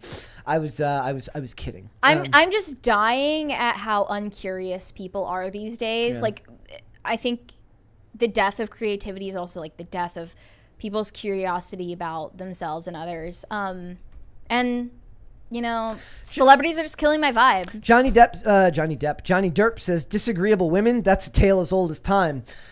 In different contexts, I suppose. Yeah, myself included. Yes. I'm not gonna claim otherwise. But how would I survive on this show otherwise? That's I'm the agreeable one on this show. I'm the agreeable one here, and that's fine. Like I don't know why everyone has to get their panties in a bunch about people not conforming with gender roles. That was never a problem in the past.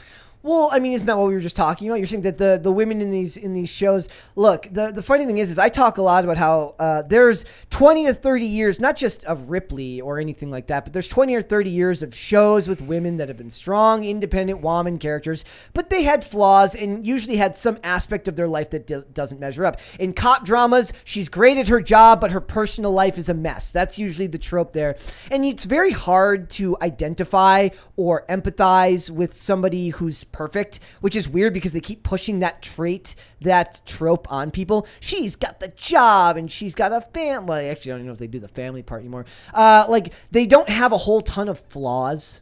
And it's very hard for people to identify with somebody who's never wrong and never makes mistakes ever at all. Yeah. I mean, that was something I really enjoyed about Wednesday is that obviously the character of Wednesday through the decades has always been like the stoic, cold, detached, highly logical, asocial girl, which is not the norm. But then in the show, she's, placed in this new social environment where she's reprimanded for acting that way because it's like an antisocial way to act, and it gets her into new conflicts of interest. Yeah. And she has to confront that with herself and change her behavior. Yeah. But now a lot of protagonists are beyond reproach. Yep. Well, because look what they did to Wednesday for season 2. You have to write it differently in season 2 because there's 1,000 rules that get put in place by society and writers at CBR. She isn't playing a pair of maracas and wearing a sombrero to get in touch with her Latin heritage. I'm so tired of this shit. It'd be awesome if they actually gave her a sombrero. She's like eating a taco in every scene. And they're like, is she in touch with her Latin heritage enough now? They're like, she's doing it for representation. It'd be great. Let's go to Super Chats. Darius Harvey sent us a big Super Chat. Thank you for the crisis party, Thank you, Darius. Bobcat said, I still say there need to be more heist and hack true crime podcasts. Forget the no talent killers. I want podcasts about crimes that require skill. I want more heist movies. I know that. I know I want. I miss those. I'm working through Kaleidoscope right now, very, very slowly because I just don't have the time. Mm. But I did rewatch Heat last weekend or 2 weekends ago.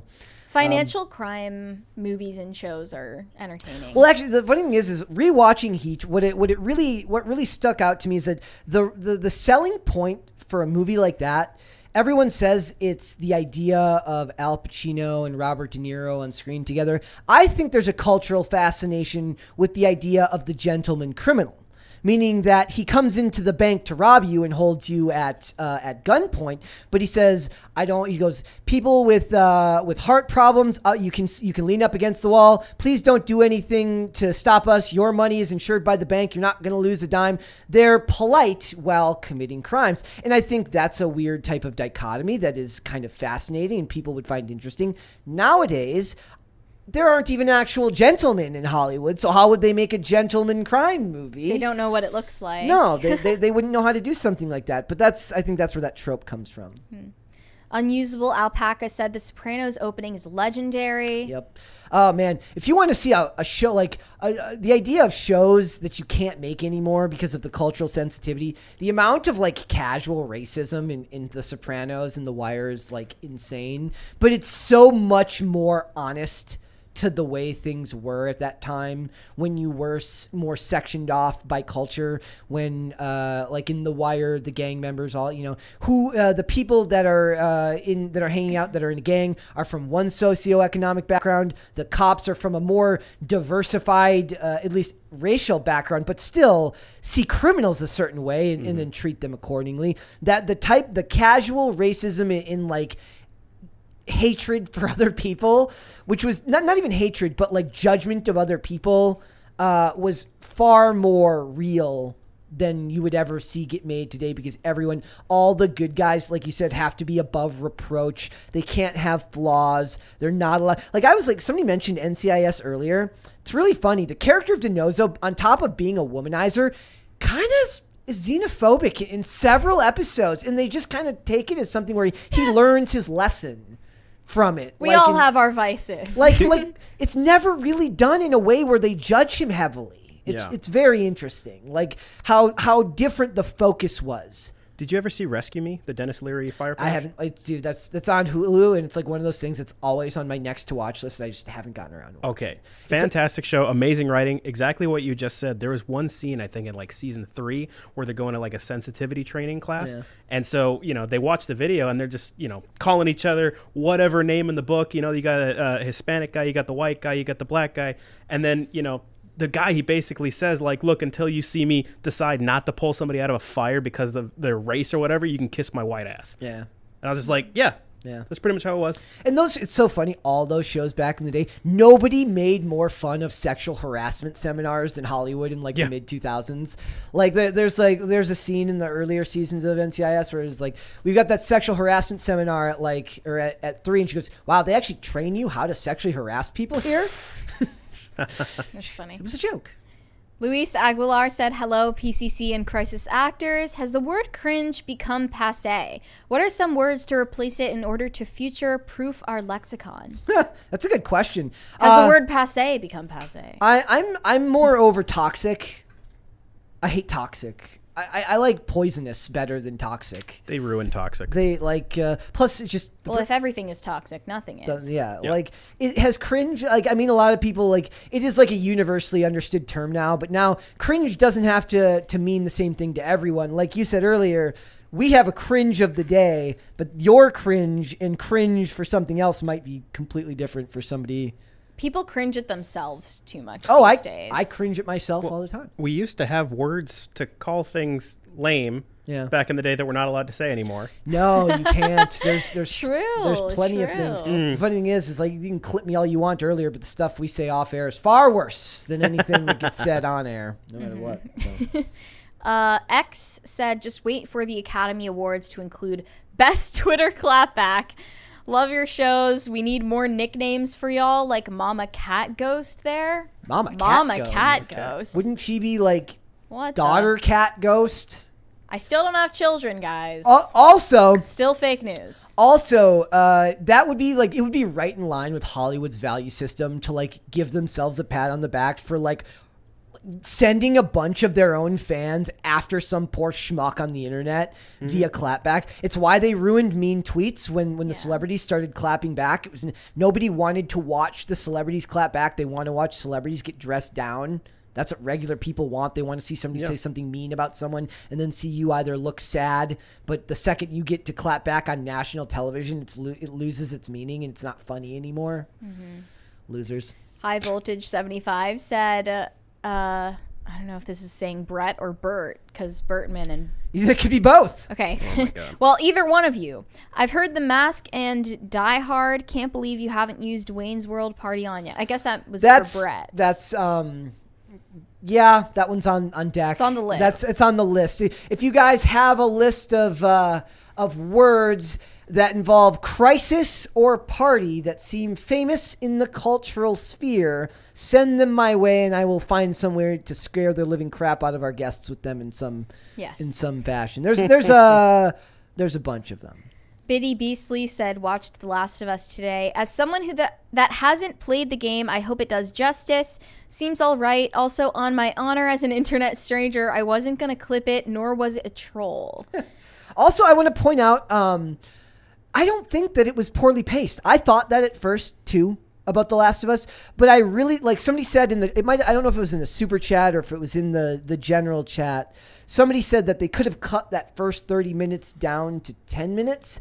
I think you could have maybe cut it down to 20 minutes, but I think you really needed that time with the Sarah character to make Joel's pain understandable to the audience, because it becomes such a big part of the final scene in the episode. I'm still mad at them for including that flashback because it treats the audience like they're morons from the Greek moros, meaning mentally deficient at the age of 10 or 12. It's from an episode of Dark Angel where he calls Max and her friend Cindy idiots, and they're like, "Don't call us idiots." He goes, "I go, fine, you're not idiots.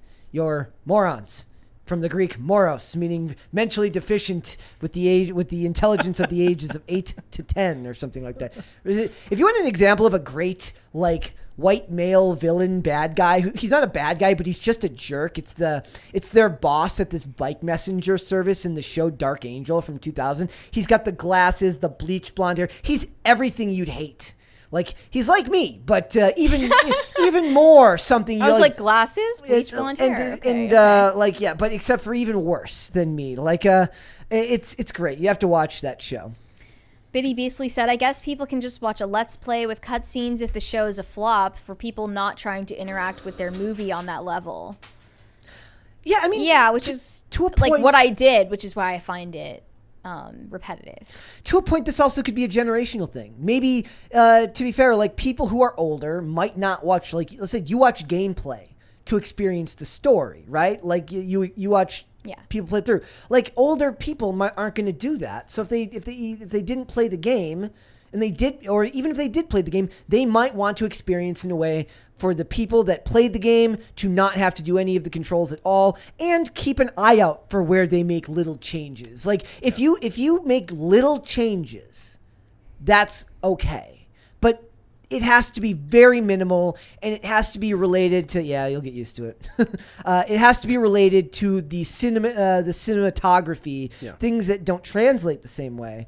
So it's there's ways that this can all be done, but it's just I think it might be a generational thing as far as gameplay watching. I don't watch it. I play it. Yeah. Well, I know Ian watches a lot of gameplay. Ian's an enigma. Yeah. He's definitely an exception to every rule. Yeah. Corey Anderson said, "Mary, I think you would like the Harry Potter books. They are basically a veiled story of Jesus." I mean, I might give them a try down the line, but I think fantasy, as far as fantasy goes, Lord of the Rings is top dog. C.S. Lewis's work is top dog. And a lot of stories, or maybe all stories, are kind of a veiled biblical expression, Tacti Plati said, "Olivia on Fringe was an epic female character." Olivia on Fringe is played by Anna Torv, who they absolutely look. I swear. What were they supposed to do? Make her smoking hot? Yes. Okay. No. It's worse than that. Look, if you look at what she looks like on, she plays Tess on The Last of Us. She was Olivia on Fringe. She plays Tess in Last of Us. It looks like they took a cutout of Jamie Lee Curtis's old crazy granny from the new Halloween movies and said, how could we make a 43-year-old woman look like a 70-year-old woman that's 55 or 60? I'm serious. She looks. Well, they did a good job then, because she doesn't look like that in real life. But Olivia on Fringe, okay, here's the other thing. Tacti Plati's right, because Olivia on Fringe, you get not just Olivia, but you get the alternate reality version of Olivia, which is a completely different person. So Olivia on their Earth, on the primers, I don't remember, they call all the characters get alternate names. Walter on the second Earth is called Walternate, which is a fantastic, and she's called Faux Livia. Olivia is upbeat and cheery and friendly and outgoing. Olivia in the main timeline is reserved and quiet and more, she's more brooding. So there's a distinct difference on top of the fact that they give Olivia on the alternate timeline red hair, and she's upbeat and she's peppy. So all the characters, when Marvel does their multiverses and when DC does their multiverses, the characters don't always have distinct differences. The characters in these worlds in Fringe are all vastly different, one universe to the next. And that was one of the best parts about it. Mm-hmm. Bryce E. said, "I thought it was pretty good, and they followed it to a T with some minor changes and giving greater context to other things." There you go. So that'll probably continue into the next episodes. We will see. Yeah. All right, guys, we're moving on. I just wanted to touch on this very, very quickly. So Netflix hasn't had a very good year, as we know. Not a good year at all. They lost subscribers in the U.S., I think 2 Qs in a row, right? Well, they have been surpassed by Amazon Prime in the streaming wars, to which I say, how? Only by 1%. But still, how? So well, I think I know why. But here's the other thing. Technically, they don't win either of these. Disney wins because Disney has both Disney Plus, which is a 15% market share, and Hulu, which is an 11% market share. They own 75% of Hulu. So either way, they technically overtake both of them. And I think as if they end up consolidating Hulu into Disney Plus, which that could happen. I've seen reports of that. We will see that happen. How do you think it's even possible that Amazon Prime overtook Disney? Because I was thinking of all the shows that came out this year, right? What were Amazon Prime's biggest shows? I literally tweeted, I was like, Lord of the Rings, LOL. Like really? The Boys? I mean, I guess if we're talking about the most culturally relevant this year, Rings of Power is up there. And but The Boys. It was not well liked. No. As far as I could tell. The Boys was big, yeah. They had Terminalist and Reacher, but I liked those. Those weren't the same thing. Those aren't the same thing. They had cult fan bases. Yeah. I don't know. When I scroll through Amazon they had the Prime, Lizzo thing. I Big just girls. see like Lizzo documentary, and then they kind of just, throw shit at the wall and see what sticks. Yep. And it rarely does. So my only hypothesis here is that in Amazon Prime you can, do the in-house subscription Purchasing model, purchasing HBO Max or purchasing Paramount Plus or I don't know what the other ones are, but there are a ton of those different mini subscriptions within Amazon Prime that probably make it have a larger library of content than Netflix does. By the way, let's end the poll since we're in this topic and see how it comes out. Guys, I asked you, the chat, which one has more wokeness, Netflix or Amazon? It is Netflix with a 69%. Hey, 69%. Nice. Am I right? Am I right? Got him. 606 votes. If only that had been 669 votes, it would have been almost all the better. Hate Speech says The Peripheral on Amazon. Peripheral was kind of boring. Peripheral was lame. It got, I'm sorry. Look, I think of what Netflix had. Netflix had Wednesday, Inventing Anna, Dahmer, Stranger Things, Dahmer all was of huge. which had huge cultural relevance this year. Yeah. I can't think, Amazon has Jack Ryan, season 3, which some people like. Season 2 is atrocious. So, it lost a lot of faith in that stuff. Well, you know what? Netflix, didn't they announce that they were raising their prices? Couldn't that be one reason people just said, screw it, I'm out? I mean, for the $1 that they raised it or whatever. Yeah. Also they added their ad tier service that nobody cares about. It didn't reach. They had to give money back to advertisers because they weren't able to reach enough people with it because not enough people signed up. And on that ad tier, you also sometimes had just one season of a show, but not the next seasons, which is incentivizing you to just upgrade your subscription. I suppose people just didn't want to do it. Yeah, and I suppose it's fair to say maybe Netflix loses a little bit of trust because they're like, I love $18.90 net. Never mind, no season 2. 28-day rule. I love that. Nope, no season 2. They just cancel everything. You feel like you can't trust them. I love the idea that there's just that whoever's in charge just gets drunk and goes on just benders where he just cancels stuff. He's just clicking randomly. Just at one night, he's just somebody says something mean to him, so he cancels their favorite show. Or maybe for each show, there's a certain number of hamsters running on wheels, and if enough of them take a nap at once, then it cancels the show. But think about it. Think about how much money Amazon Prime spent on Rings of Power. How much money they spent. They spent almost as much money. Okay, not almost. A whole crap ton of money to gain the rights to James Bond. They purchased MGM. Wow. They don't have the frickin' James Bond movies on Amazon Prime. That's insane, really? All they have is frickin' Skyfall. Or I'm sorry, No Time to Die, the newest one.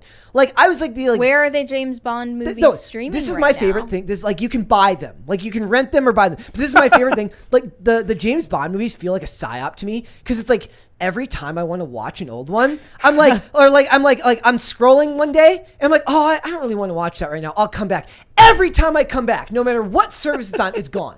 The day before. They're getting juggled around. They just move it. They're just like, we don't want it to feel too comfortable in one place for too long. Yeah. Like it's like the other services are paying them to keep you having to buy all the streaming services because you want to get your hands on all of the James Bond movies, but no, you have to go check. I literally the other day I wanted to watch Casino Royale. I had to look at every streaming service and it wasn't on any of them. You have Universal Search, right? No. Darn. Universal Search. Like if you have a Roku, you can like Universal Search all the platforms. Which has one. I asked that like a boomer. Only I had known that. The point is like I'm like it's at that time I'm missing my like actual physical media collection that's stuck in Minnesota. This is why I still buy physical media. Yep. Mm-hmm. It's like so I'm doing this and I'm like if they can't even put all the freaking movies, what's the point? Like they're purchasing rights. It used to be like the point was that they have the rights so that all of them would be available. They're not even going to do that. What they're going to do is they're going to take it and then they're going to license those old movies out to other streaming services and Freevee and Tubi and all these stupid places that nobody wants to go. And so what's Quibi. So we're just back to the freaking cable television of the 90s. I love how angry you are. Go off, so King. mad right now. Like all I wanted to do was watch Casino Royale. That's it. 2006. Great movie. And nothing. So how is it that they don't have Wednesday, they don't have Dahmer, they don't have any of these movies? They've got their military alt-right, like their right-wing movies, the stuff that I like, but I understand it. But I'm saying like that stuff doesn't, like there's only so much of an audience for stuff like that. Those movies, those shows did well, but they didn't do Wednesday numbers. They certainly didn't do Dahmer numbers. They didn't do Stranger Things numbers. I don't get it. Yeah, I don't either. I feel like it's a big money laundering scheme.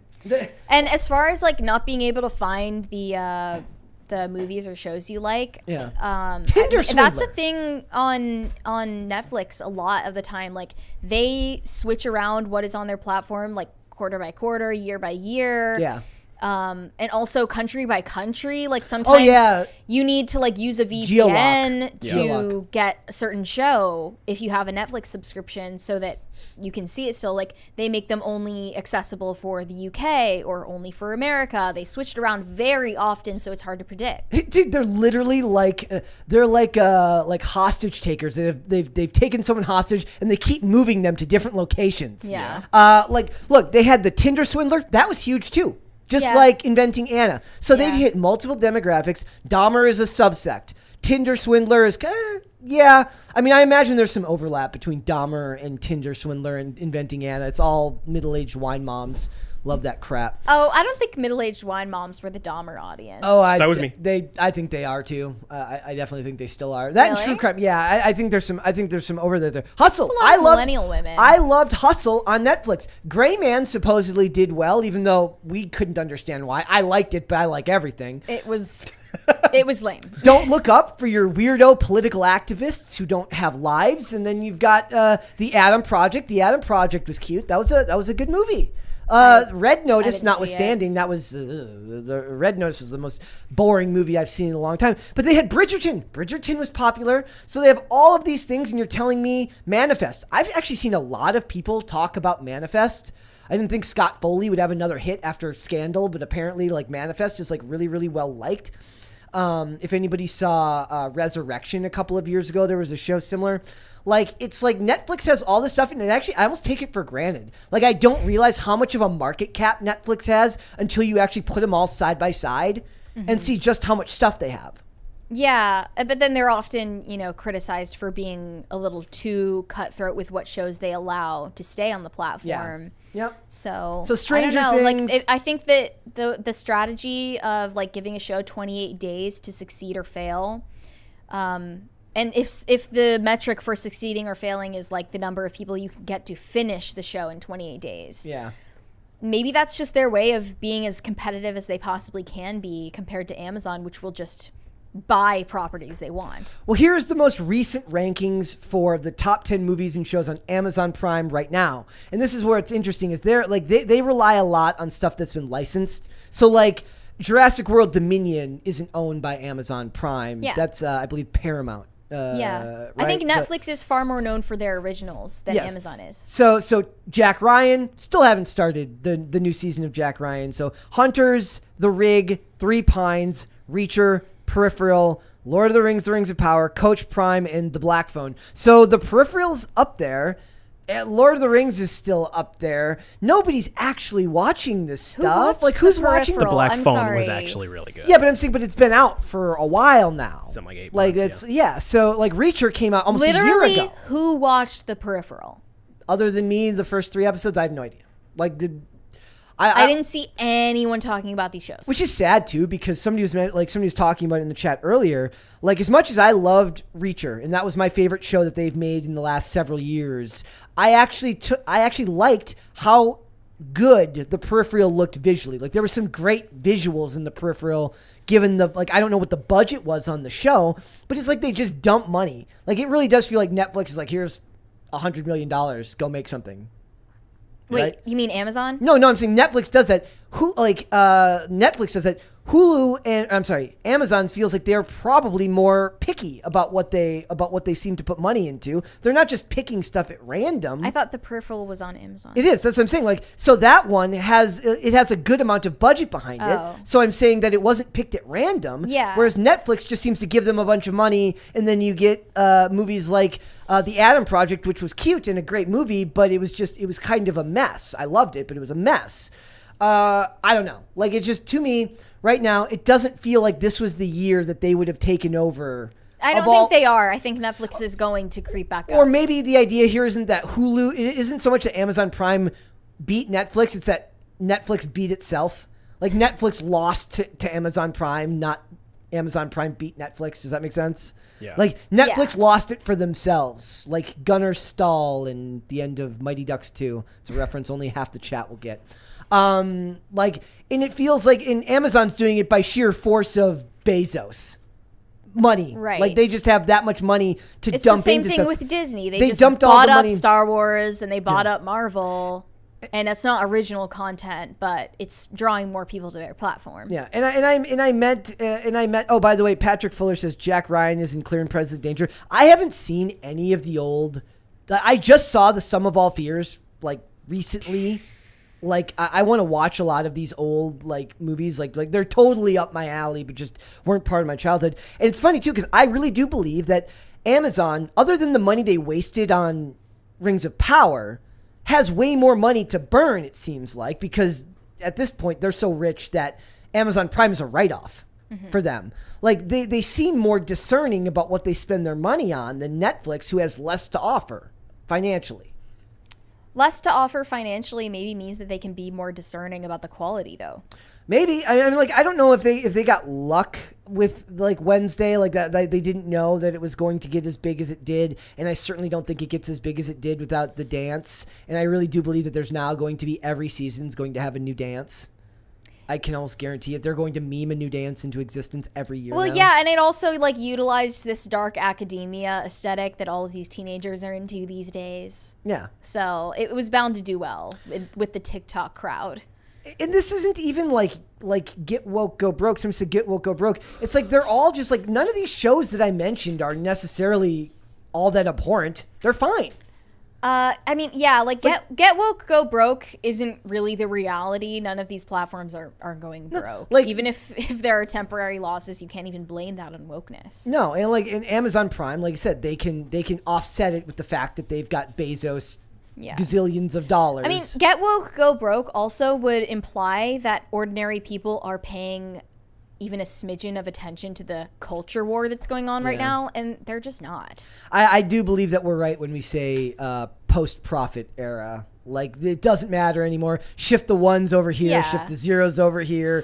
We'll wait till the next shareholder meeting. There's too many ways for them to push the buck down the road, and I don't know if these things end up. It doesn't even matter. Like, I'm still following what's going on with WWE and the potential sale of WWE, because Vince is just not going to allow that company to exist without him, and it's kind of fascinating. Mm-hmm. He is we're missing out on not having a Vince McMahon biopic. Like, of all of these loser celebrities getting biopics, I want a Vince McMahon biopic that's rated X. Ooh. Like, I want one I want the rated R. Like the NC-17 Vince McMahon biopic that's just every awful thing he ever did. I'm into it. He's an egomaniac. I mean, after he dies, you'll see that, I guess. Likely, yeah. Like everything that like they make out Bezos to be is like Vince McMahon is actually the caricature of. Like he walks like this, and he says, "Hey there, pal," and he actually talks this way, and he's like his on-screen persona is. Thank you. Any suggestions, guys? What else could we add? Send in your suggestions. I mean, Bezos is like far more boring as a villain than any of these people know. He's it's all nerds getting back at the people that beat him up in high school. I mean, Bezos was probably the kid who got beat up in high school. There's that great meme from like in the early days of Memetics, where it's like Jeff Bezos and like what about Ted Sarandos in like 1996 with he's got like a button-up shirt buttoned all the way to the top and these huge glasses and says, "I sell books," and then it's like him now. He's got the leather jacket on and the aviators and says, "I sell whatever the fuck I want." Like. You know, like he's early Memetics, but he's that dude. I'm sure he was pushed into lockers. Yeah. I have no idea. Somebody in the chat's like, actually, he was a Giga Chad in high school. And oh, okay. I have no idea. I'm just saying that it is shocking to me that Amazon Prime has taken the lead. First of all, they should be disqualified for their button pushing, anyways. The app, the actual Amazon Prime app, should disqualify. Very hard to use. Should disqualify Terrible them. User interface. Yeah. Should disqualify them from any type of award or market share leadership. They should be automatically stripped of viewers just by how awful it is to use that app. I actually, like at one point, I accidentally signed up for Paramount Plus on Amazon Prime, and if you sign up for like an app, like a third-party app on Amazon Prime without using it like on Amazon Prime, you can't use it then on their actual app. So if you buy Paramount Plus on Amazon Prime, you can only use Paramount Plus on Amazon Prime. You can't go into the Paramount Plus app and use it under that email. So I actually hate the Amazon Prime user interface so much that I canceled it and reopened it again outside of Amazon Prime just because I didn't want to use their interface because it's so bad. They should be fined every year into I saw you oblivion. tweeting about their rewind feature not working. All right, my rant is over. I'm done. I apologize. I'm done. Just storm out now. Sea Turtle said, it sent like a cute smiley emoji. Thank you. X said Prime Video has more low budget horror. Okay. Not my thing, but if it is yours, no hate. Also, I think Hulu is honestly better than all of them. It is. I love Hulu more than all of them. Better interface. Every Sunday, if I wake up and I turn on my TV and I turn on Hulu, there's usually one of the first 3 movie suggestions rules, and I watch it. Like the other weekend, I'm like, yeah, I want to watch Demolition Man. Yeah, let's do this right now. Porco Rosso Forever said, I'm genuinely enjoying this new PCC era with Chris and that other guy. Hannah who? What other guy? The era of Chris. I like it. He's in his PCC era. Who's the other guy? Who's other though? I don't know. I have no idea. I don't know what you're talking about. I don't know. Bobcat said, forget streaming, buy real world copies of things you want to keep, then rip them to an external drive for mobility. I left my 2 hard drives at home that have all my media, and I guarantee you I actually bought all of those. That's how we did it back in the day. So all of them, yes. But yeah, in general, like putting everything, first of all, it's the best thing you can do if you want to watch television is to rip everything and put each season into folders so that you can watch it in VLC Media Player and it will just play all the way through. Yeah. Cody McNutt said, I liked the peripheral, but then again, Mary never understands what I say anyway. Okay. I guess, I don't know. I misread what you say. So it says, I like the peripheral, but then again, Mary never understands what I say. So is the idea here that because you don't understand what he says, you wouldn't understand his love of peripheral? Please explain, sir. Explain why you liked the peripheral, because it was not good. St. Miles said, I watched The Rig. Other than the Scots accent, it was meh. Choked on the World Economic Forum and Green New Deal input. Whoa. All right. I don't know. I haven't. Have you watched that? No. Maybe we'll get a Klaus Schwab documentary one day, like a biopic about Klaus Schwab. But it's just completely glowing. It's gonna be great. He's gonna be the hero, though. Right. A puff piece on Klaus Schwab. Yeah, exactly. X said you should get in touch with Overlord DVD. We've gotten comments saying the same. Yeah. Yep. I like. I mean, yeah. Everyone's like, it's so funny. Nobody wants to say the other name. Yeah, no. You can if you'd like. Yeah, his would he bring the voice changer to the show? Does he show face? I don't on YouTube, know. I just realized that Neon and Geeky do have their pictures up on Twitter. So maybe we could get them on the show. I really like. If there was one channel that I wish we could, that we could get on here, it would be Clownfish TV. I love their work. There's a whole backstory behind our hatred of the word trauma and my love of a very specific Clownfish segment from like 2019. I love their work. So the lore. Bobcat said, Netflix didn't have to go the way of Blockbuster, but you get what we had last year, which is the way they want it. Well, they gets it. They also had that Blockbuster. They made that Blockbuster sitcom just to twist the knife. They made a sitcom about Blockbuster on Netflix. On Netflix, no. yeah. No, there was a Blockbuster documentary where they cover how Blockbuster came and went on Netflix. Yeah, and the sitcom. It's like I love the idea. And the sitcom. There's a sitcom as well. That's funny. And it's like Netflix so petty.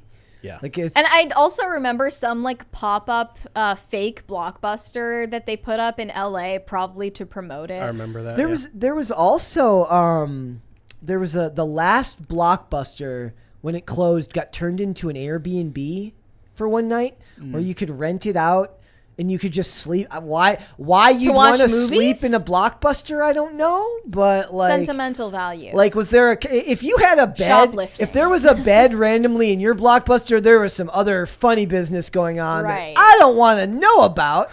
Unless it's like a movie watching for experience. Fear of having like it has a special movie theater in it. I don't know. For fear of having to testify, I don't want to know what went on there. Martin Santiago said $5 super chat, the usual, but I'll make it 10 if you know my usual shout out. So which one? I don't know. Do you know what Martin Santiago's usual shout out is? I don't know what it is. Shout out Rick Moranis. But wait. Now I feel bad. Now I feel like I just failed a test. Crap. You can't do this to us. We just go autopilot sometimes. Like it is definitely autopilot sometimes. Porco Rosso Forever said, Brett, for a crisis sound, use the lead actress's scream from the original King Kong. Most blood-curdling scream of all time. Note to self. And X, I'm not going to read Overlord DVD's alternate name, but he said that he has actual spies. Yes. All right. Guys, we're moving on. You can't go 2 days in a row without talking about Velma. Because it just keeps getting worse. And I don't know how it's possible. Guys, Scooby is a black woman. Did you know that? Scooby with an I. Scooby is an independent black woman who don't need no man. I feel like this is more racist. It is. Making the black making the black woman a dog. Yeah. Here is the potential super freaking racist because Hollywood's full of racists. I mean, look, okay, I saw this copy pasta talking about Fred months and months before Velma ever came out, and it divulged details that only someone working on the show would have known. And now we know that it was all true. I mean, about Fred having daddy issues, about having late onset puberty. All of these details were in the copy pasta that I thought was fake, but it was real. So now I'm thinking, is this rumor about Scooby actually being a black woman, is this real? Because it really could be at this point. It would not, like, you could definitely convince me this is real. Our good friend Vera Dark from Dark Titan Enterprises had this tweet where they point the two out here, like because originally they were saying she's Gigi. She's Gigi. Wait, pull up these pictures. Yeah, so here's first the other tweet has the full screen one of this. I don't know if you can click on this. So there's that one. Okay. So that's Gigi. And then this one has this one, and it says... The following episodes get so much worse. Meet Scooby. Scooby with an I at the end. Yes. Fellow food reviewer Norville dates to get over Velma. So do you think that Scooby here or supposed Scooby looks like Gigi? They don't look the same to me. I don't know. The animation style is so low effort, you can't really tell. So, I mean, to me, it's like, I don't even care if it's real. I'm not even prefacing this by rumor because I don't give a crap if people are like, yeah, guys are spreading misinformation, kick rocks. People are already hoping for this show to end at one season in the most absurd way possible because that's the only way it can go. So, like, they're hoping Velma actually gets pregnant with Scooby.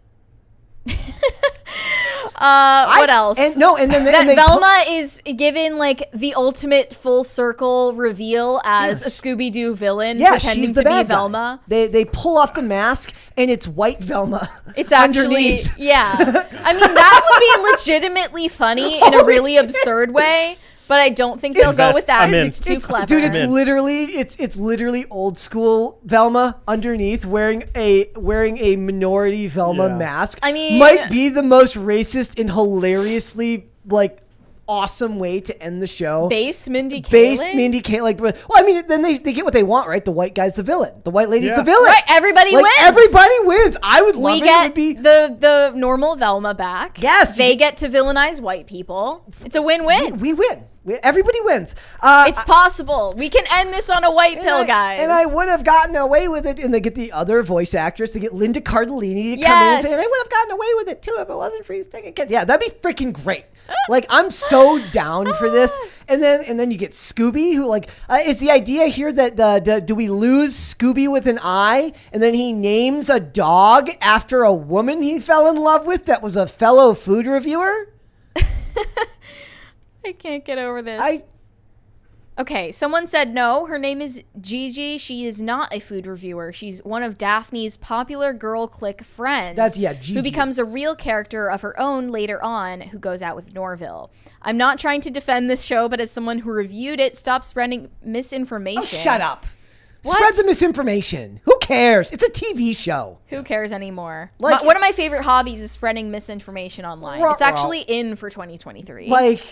I'm just nobody cares. No, at this point we are in the between Andrew Tate, stuff like this. We are in a post-truth era. Nothing matters. Nothing is real. Is any of this true? Who cares? We're going to keep reviewing it. I'm going to go slowly more, maybe this is my own fault because I'm going to go slowly more insane the more we review. Here's what Melanie Mack said, quote tweeting this. She said, besides the obvious elephant in the room on why this is just wrong, so far it seems this entire show is centered around the author's fantasies, shipping characters who are minors, and the fact that Velma is a self-insert of a 40-plus-year-old woman makes it even more gross. Yeah.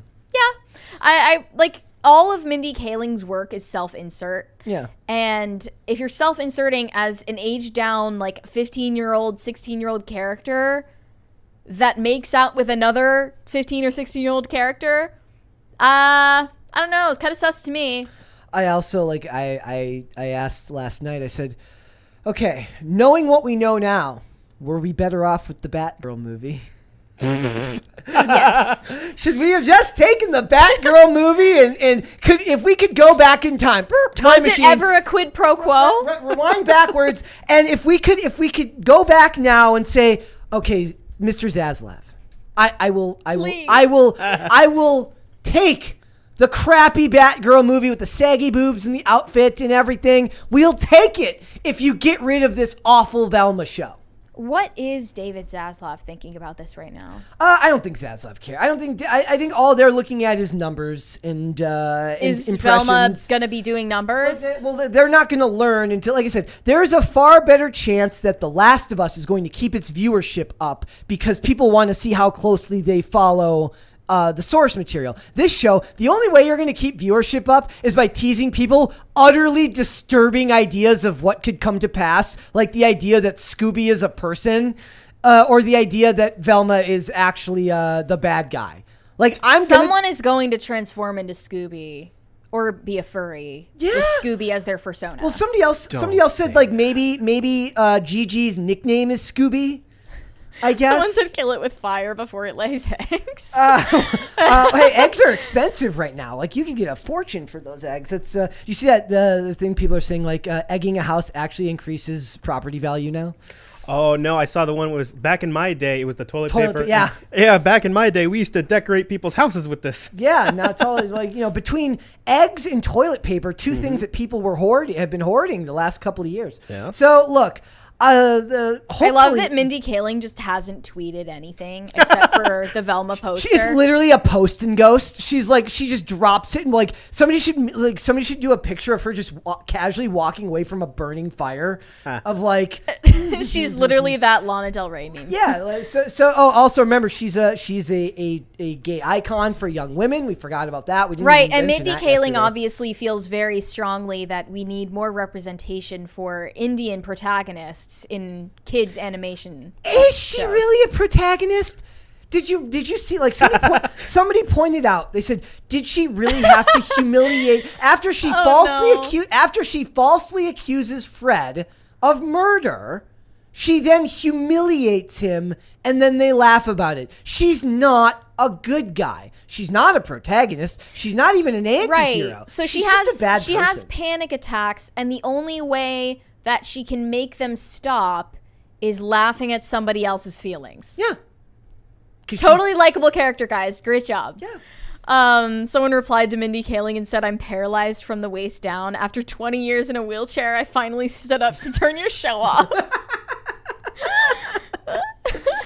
Look, like at a certain point, maybe they can't afford to do this all the time, but once a year they can choose one thing that they're like, what could we ruin this year? Like next year, okay, guys, what else does HBO Max own the rights to? Like next year, who owns the rights to the Flintstones? I think. Does Paramount own the rights to do they own the rights to the Flintstones as well? Like next year, we're gonna get the wokest. When are they going into public domain? I don't know. Soon.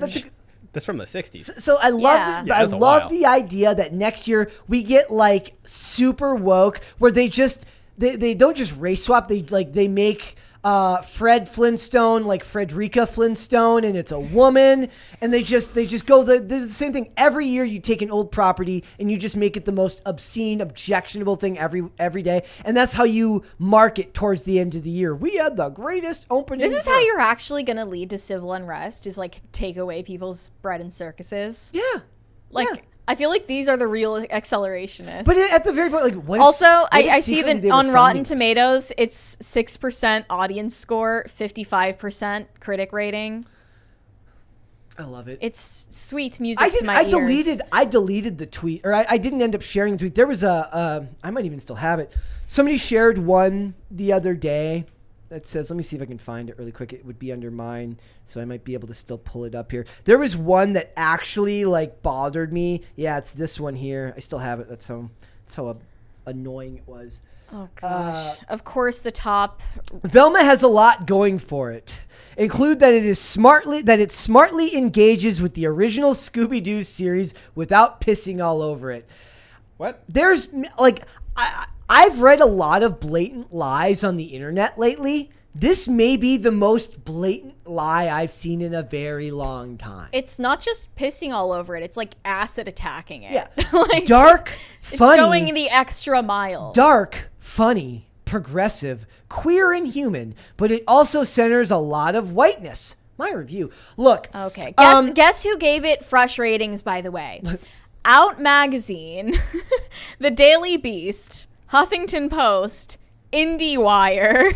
Did the Mary Sue give it a The Mary Sue, yes. Oh, even with that Me Too joke in there? What a bunch of bigots even over with there. The what Me a Too. bunch of women-hating bigots over there. AV Club gave it a fresh rating. I mean, the AV Club. Who could have seen that The coming? AV Club is second only to Cinema Blend in lameness. Here's what Out They're the Magazine's living critics embodiment said. of like pocket protectors for dorks on the internet.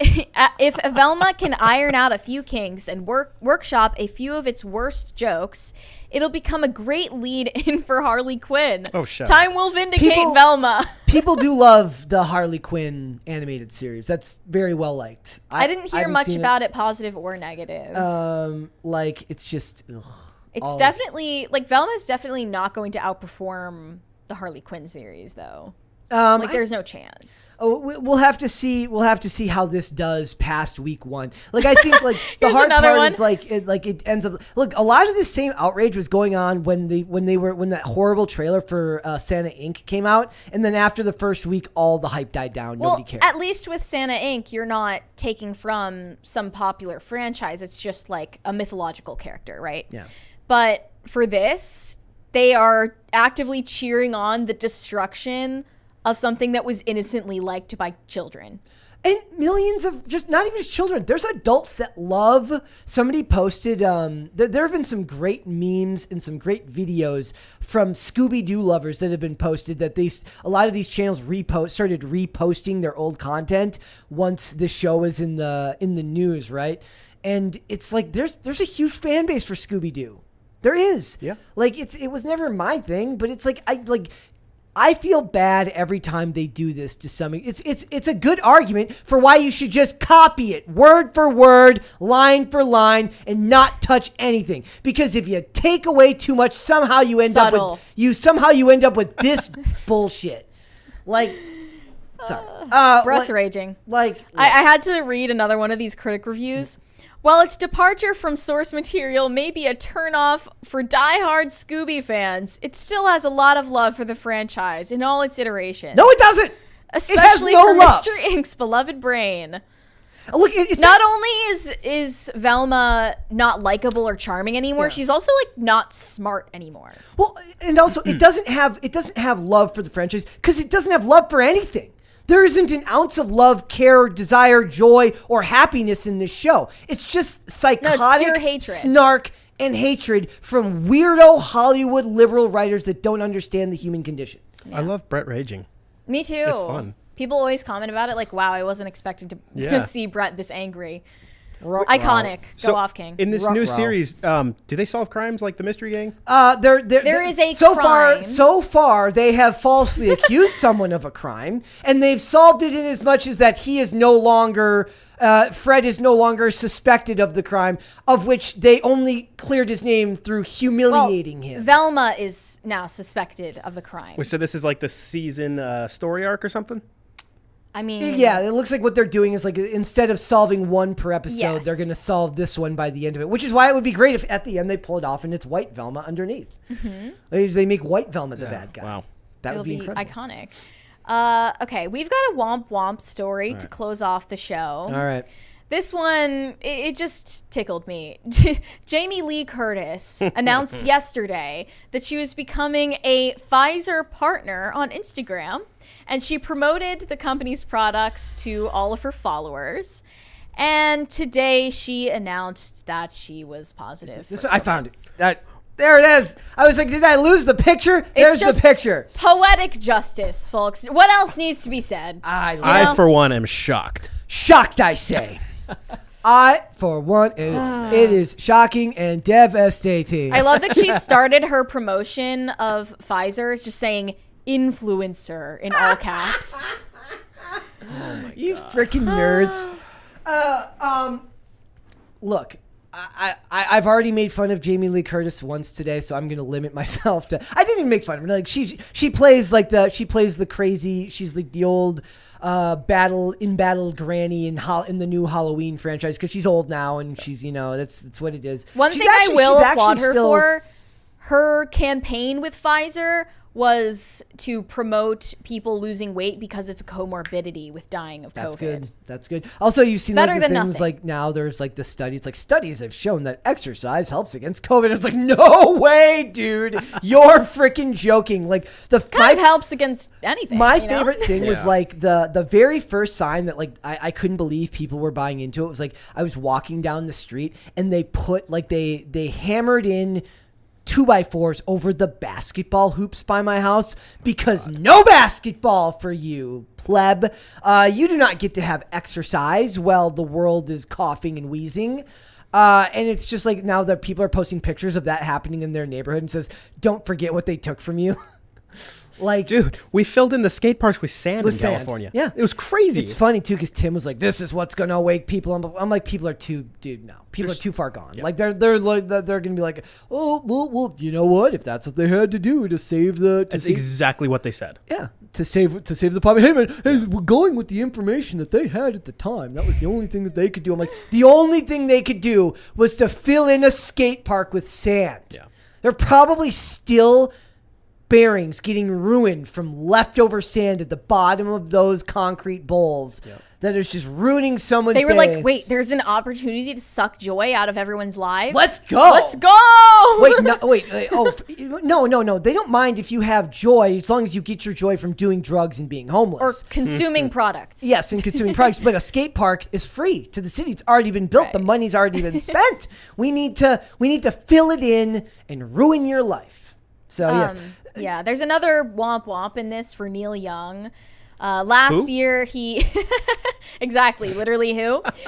Last year, he requested Spotify delete all of his music from the platform because of the controvery surrounding Joe Rogan's false info about COVID on the platform. I don't know if we can play this. No, because this... Okay, now this is recent... An update on Neil Young since he exited the platform and lost all of that streaming money. He went on Howard Stern, another insane COVID ideologue. He went on Howard Stern and talked all about Joe Rogan without naming Joe Rogan the entire time. And go Jogan, and it's just again the guy. Like what do you call him? The guy. He, him, him, they, them. He, them, they, them. Who is they? Tell me, who is they? Joe Rowe. Yeah, like anything but his name. Yeah, like the cope is real with that one. Yeah, they're coping and seething. It's some show on Spotify. Such a lame attempt at big timing Joe Rogan. I love the idea that they think they can do that. Like Joe Rogan, who like you know what I realized like one of the reasons people like Joe Rogan is he's very much there's a desire to learn, and there's a lack of pretentiousness about his demeanor. Like he was wrong about something recently. He's like, I was wrong about that. Like he always comes across as a guy who just wants to learn from other people. Mm-hmm. And like he posted, like the last thing I saw him get really mad about was when they posted that government food chart that said like Fruit Loops were healthier than steak or something like that. Or Lucky Charms were healthier than steak or something like that. But in general, Joe Rogan doesn't seem to be a pretentious person. He just wants to learn. And that's why his show is so successful, right? He has very smart people on, so sometimes some smarter than others, and he listens to them, and those people get to tell their story, and that's engaging to a lot of people, and that humility is engaging to a lot of people. Like he reaches normies in the way that Neil Young wishes he could. Yeah. I mean, I don't know what he was thinking because he's probably lost out on so much money from exiting Spotify. Like, where are you making your money then? Yep. I mean, I guess he has plenty in the bank still, but it's just an embarrassment that he thought he could win that battle. Canadians. Right. Those guys. We're vindicated against the Canadians once again.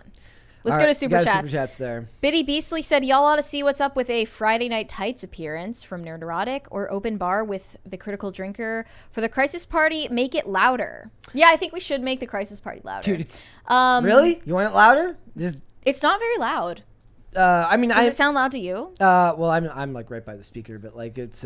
Yeah, I'm farther away from the speaker, so it's not as loud for me. It's probably the loudest for the guest. It wasn't that bad. Okay. Well, hey, I can make it louder. It's just we can do that. The volume's all the way up. Put the speaker right there. Like literally, everyone just has a speaker right by their head. Yeah. Like. Yeah. As for Friday Night Tights or open bar, hey, like. Invite us on. Yeah, I'm like. What are we gonna do? Like it's like, hi, can I be on your show? I'm not gonna beg. I think you'd be a great fit over there. I don't think I'm inclined.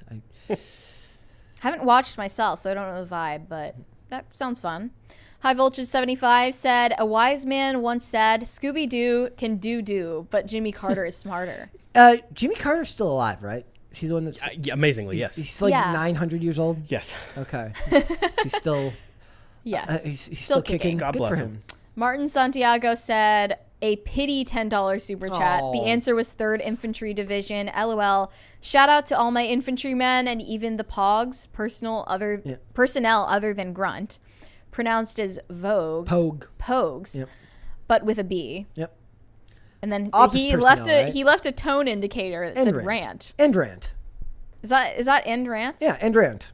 Okay, I'm not very internet literate when it comes to like. Yeah, me and her got schooled by message like boards. Gen X Phil Labonte about internet language the other week. I didn't know in this thread. Yeah. Gen X Phil Labonte. How does he know more than the millennials? That's what I'm saying. It's like and the Gen Zs over there. I mean, maybe you could have schooled him on like no cap bussin' on TikTok lingo. TikTok on God. What do you have? Low key. The low key vibe. The vibes are low key. What do the millennials have on Gen X? We know it technology better. Better than Gen X? Yeah. We have complaining on them. We have complaining and whining Skills. about the housing market. Complaining, eating avocado toast, and drinking whining about the lattes. housing market. Yes. I just bought a house, 100%, dude. And complaining about boomers because there's nothing a millennial likes more than to complain about boomers. They're horrible. See, I was like snaps in chat. And Tati Platty said, Brett, I absolutely love this rage rant you got. Dude, they like when you rage out. This is the thing. This is why I don't hate watch stuff, because it will end up going to this, and I'd like to be a more positive person most of the time. But sometimes negativity reigns supreme. That's what Twitter's for, man. It's not going to come Twitter out. is for toxicity. Yeah. Be toxic. I'm not. Or just posting pictures of your beverages. Post and ghost. Well, yesterday I posted a picture of the stink bugs because they were freaking like literally just hung out right on the button there. Wouldn't move. Like I moved the button and it just hung on. Moved the button back, hung on. Didn't even feel the need to move. Like they feel like it's kind of like how deer act these days. Like they'll just hang out in the road. They're not even scared anymore. Yeah, they don't You guys care. notice that? It's kind of annoying. It's kind of annoying. Yeah.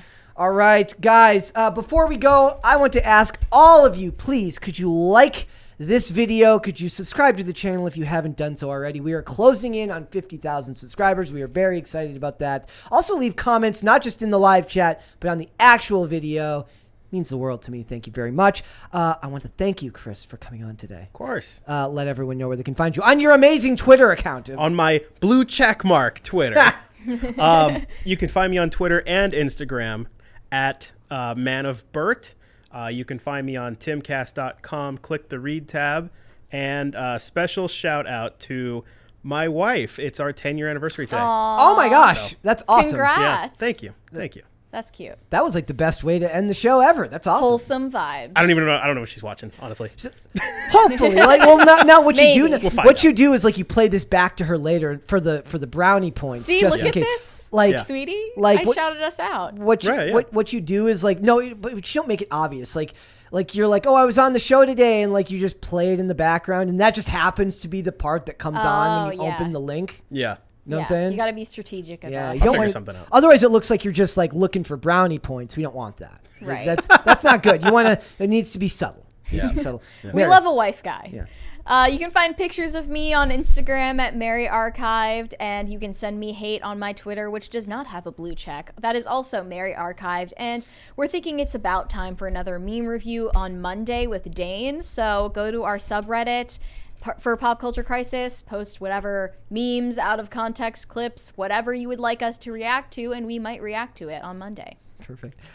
Guys, before we go, you can follow me on Instagram and on Twitter at Brett Dasovic. Please follow me there. For the show, we are here Monday through Friday, 3 p.m. Eastern Standard Time. That is noon Pacific. If you'd like to listen to this podcast rather than watch it, we are on Amazon Music, Apple Podcasts, Pandora, and Spotify. There's one more super chat there, Mary. They're judging us. It was a Simpsons quote. Oh, High Voltage 75 said that was a Simpsons quote from a classic episode. I'm in no way a fan of Jimmy Carter. That is all. The funny thing is there was a great video of like Styx Hexenhammer talking about how like he's like, I don't like Jimmy Carter, but like at least he got to live long enough to see an economy worse than the one he created. Like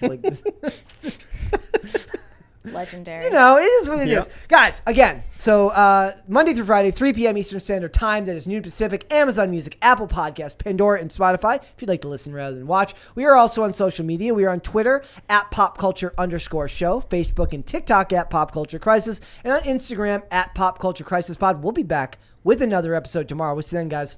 Later. Bye.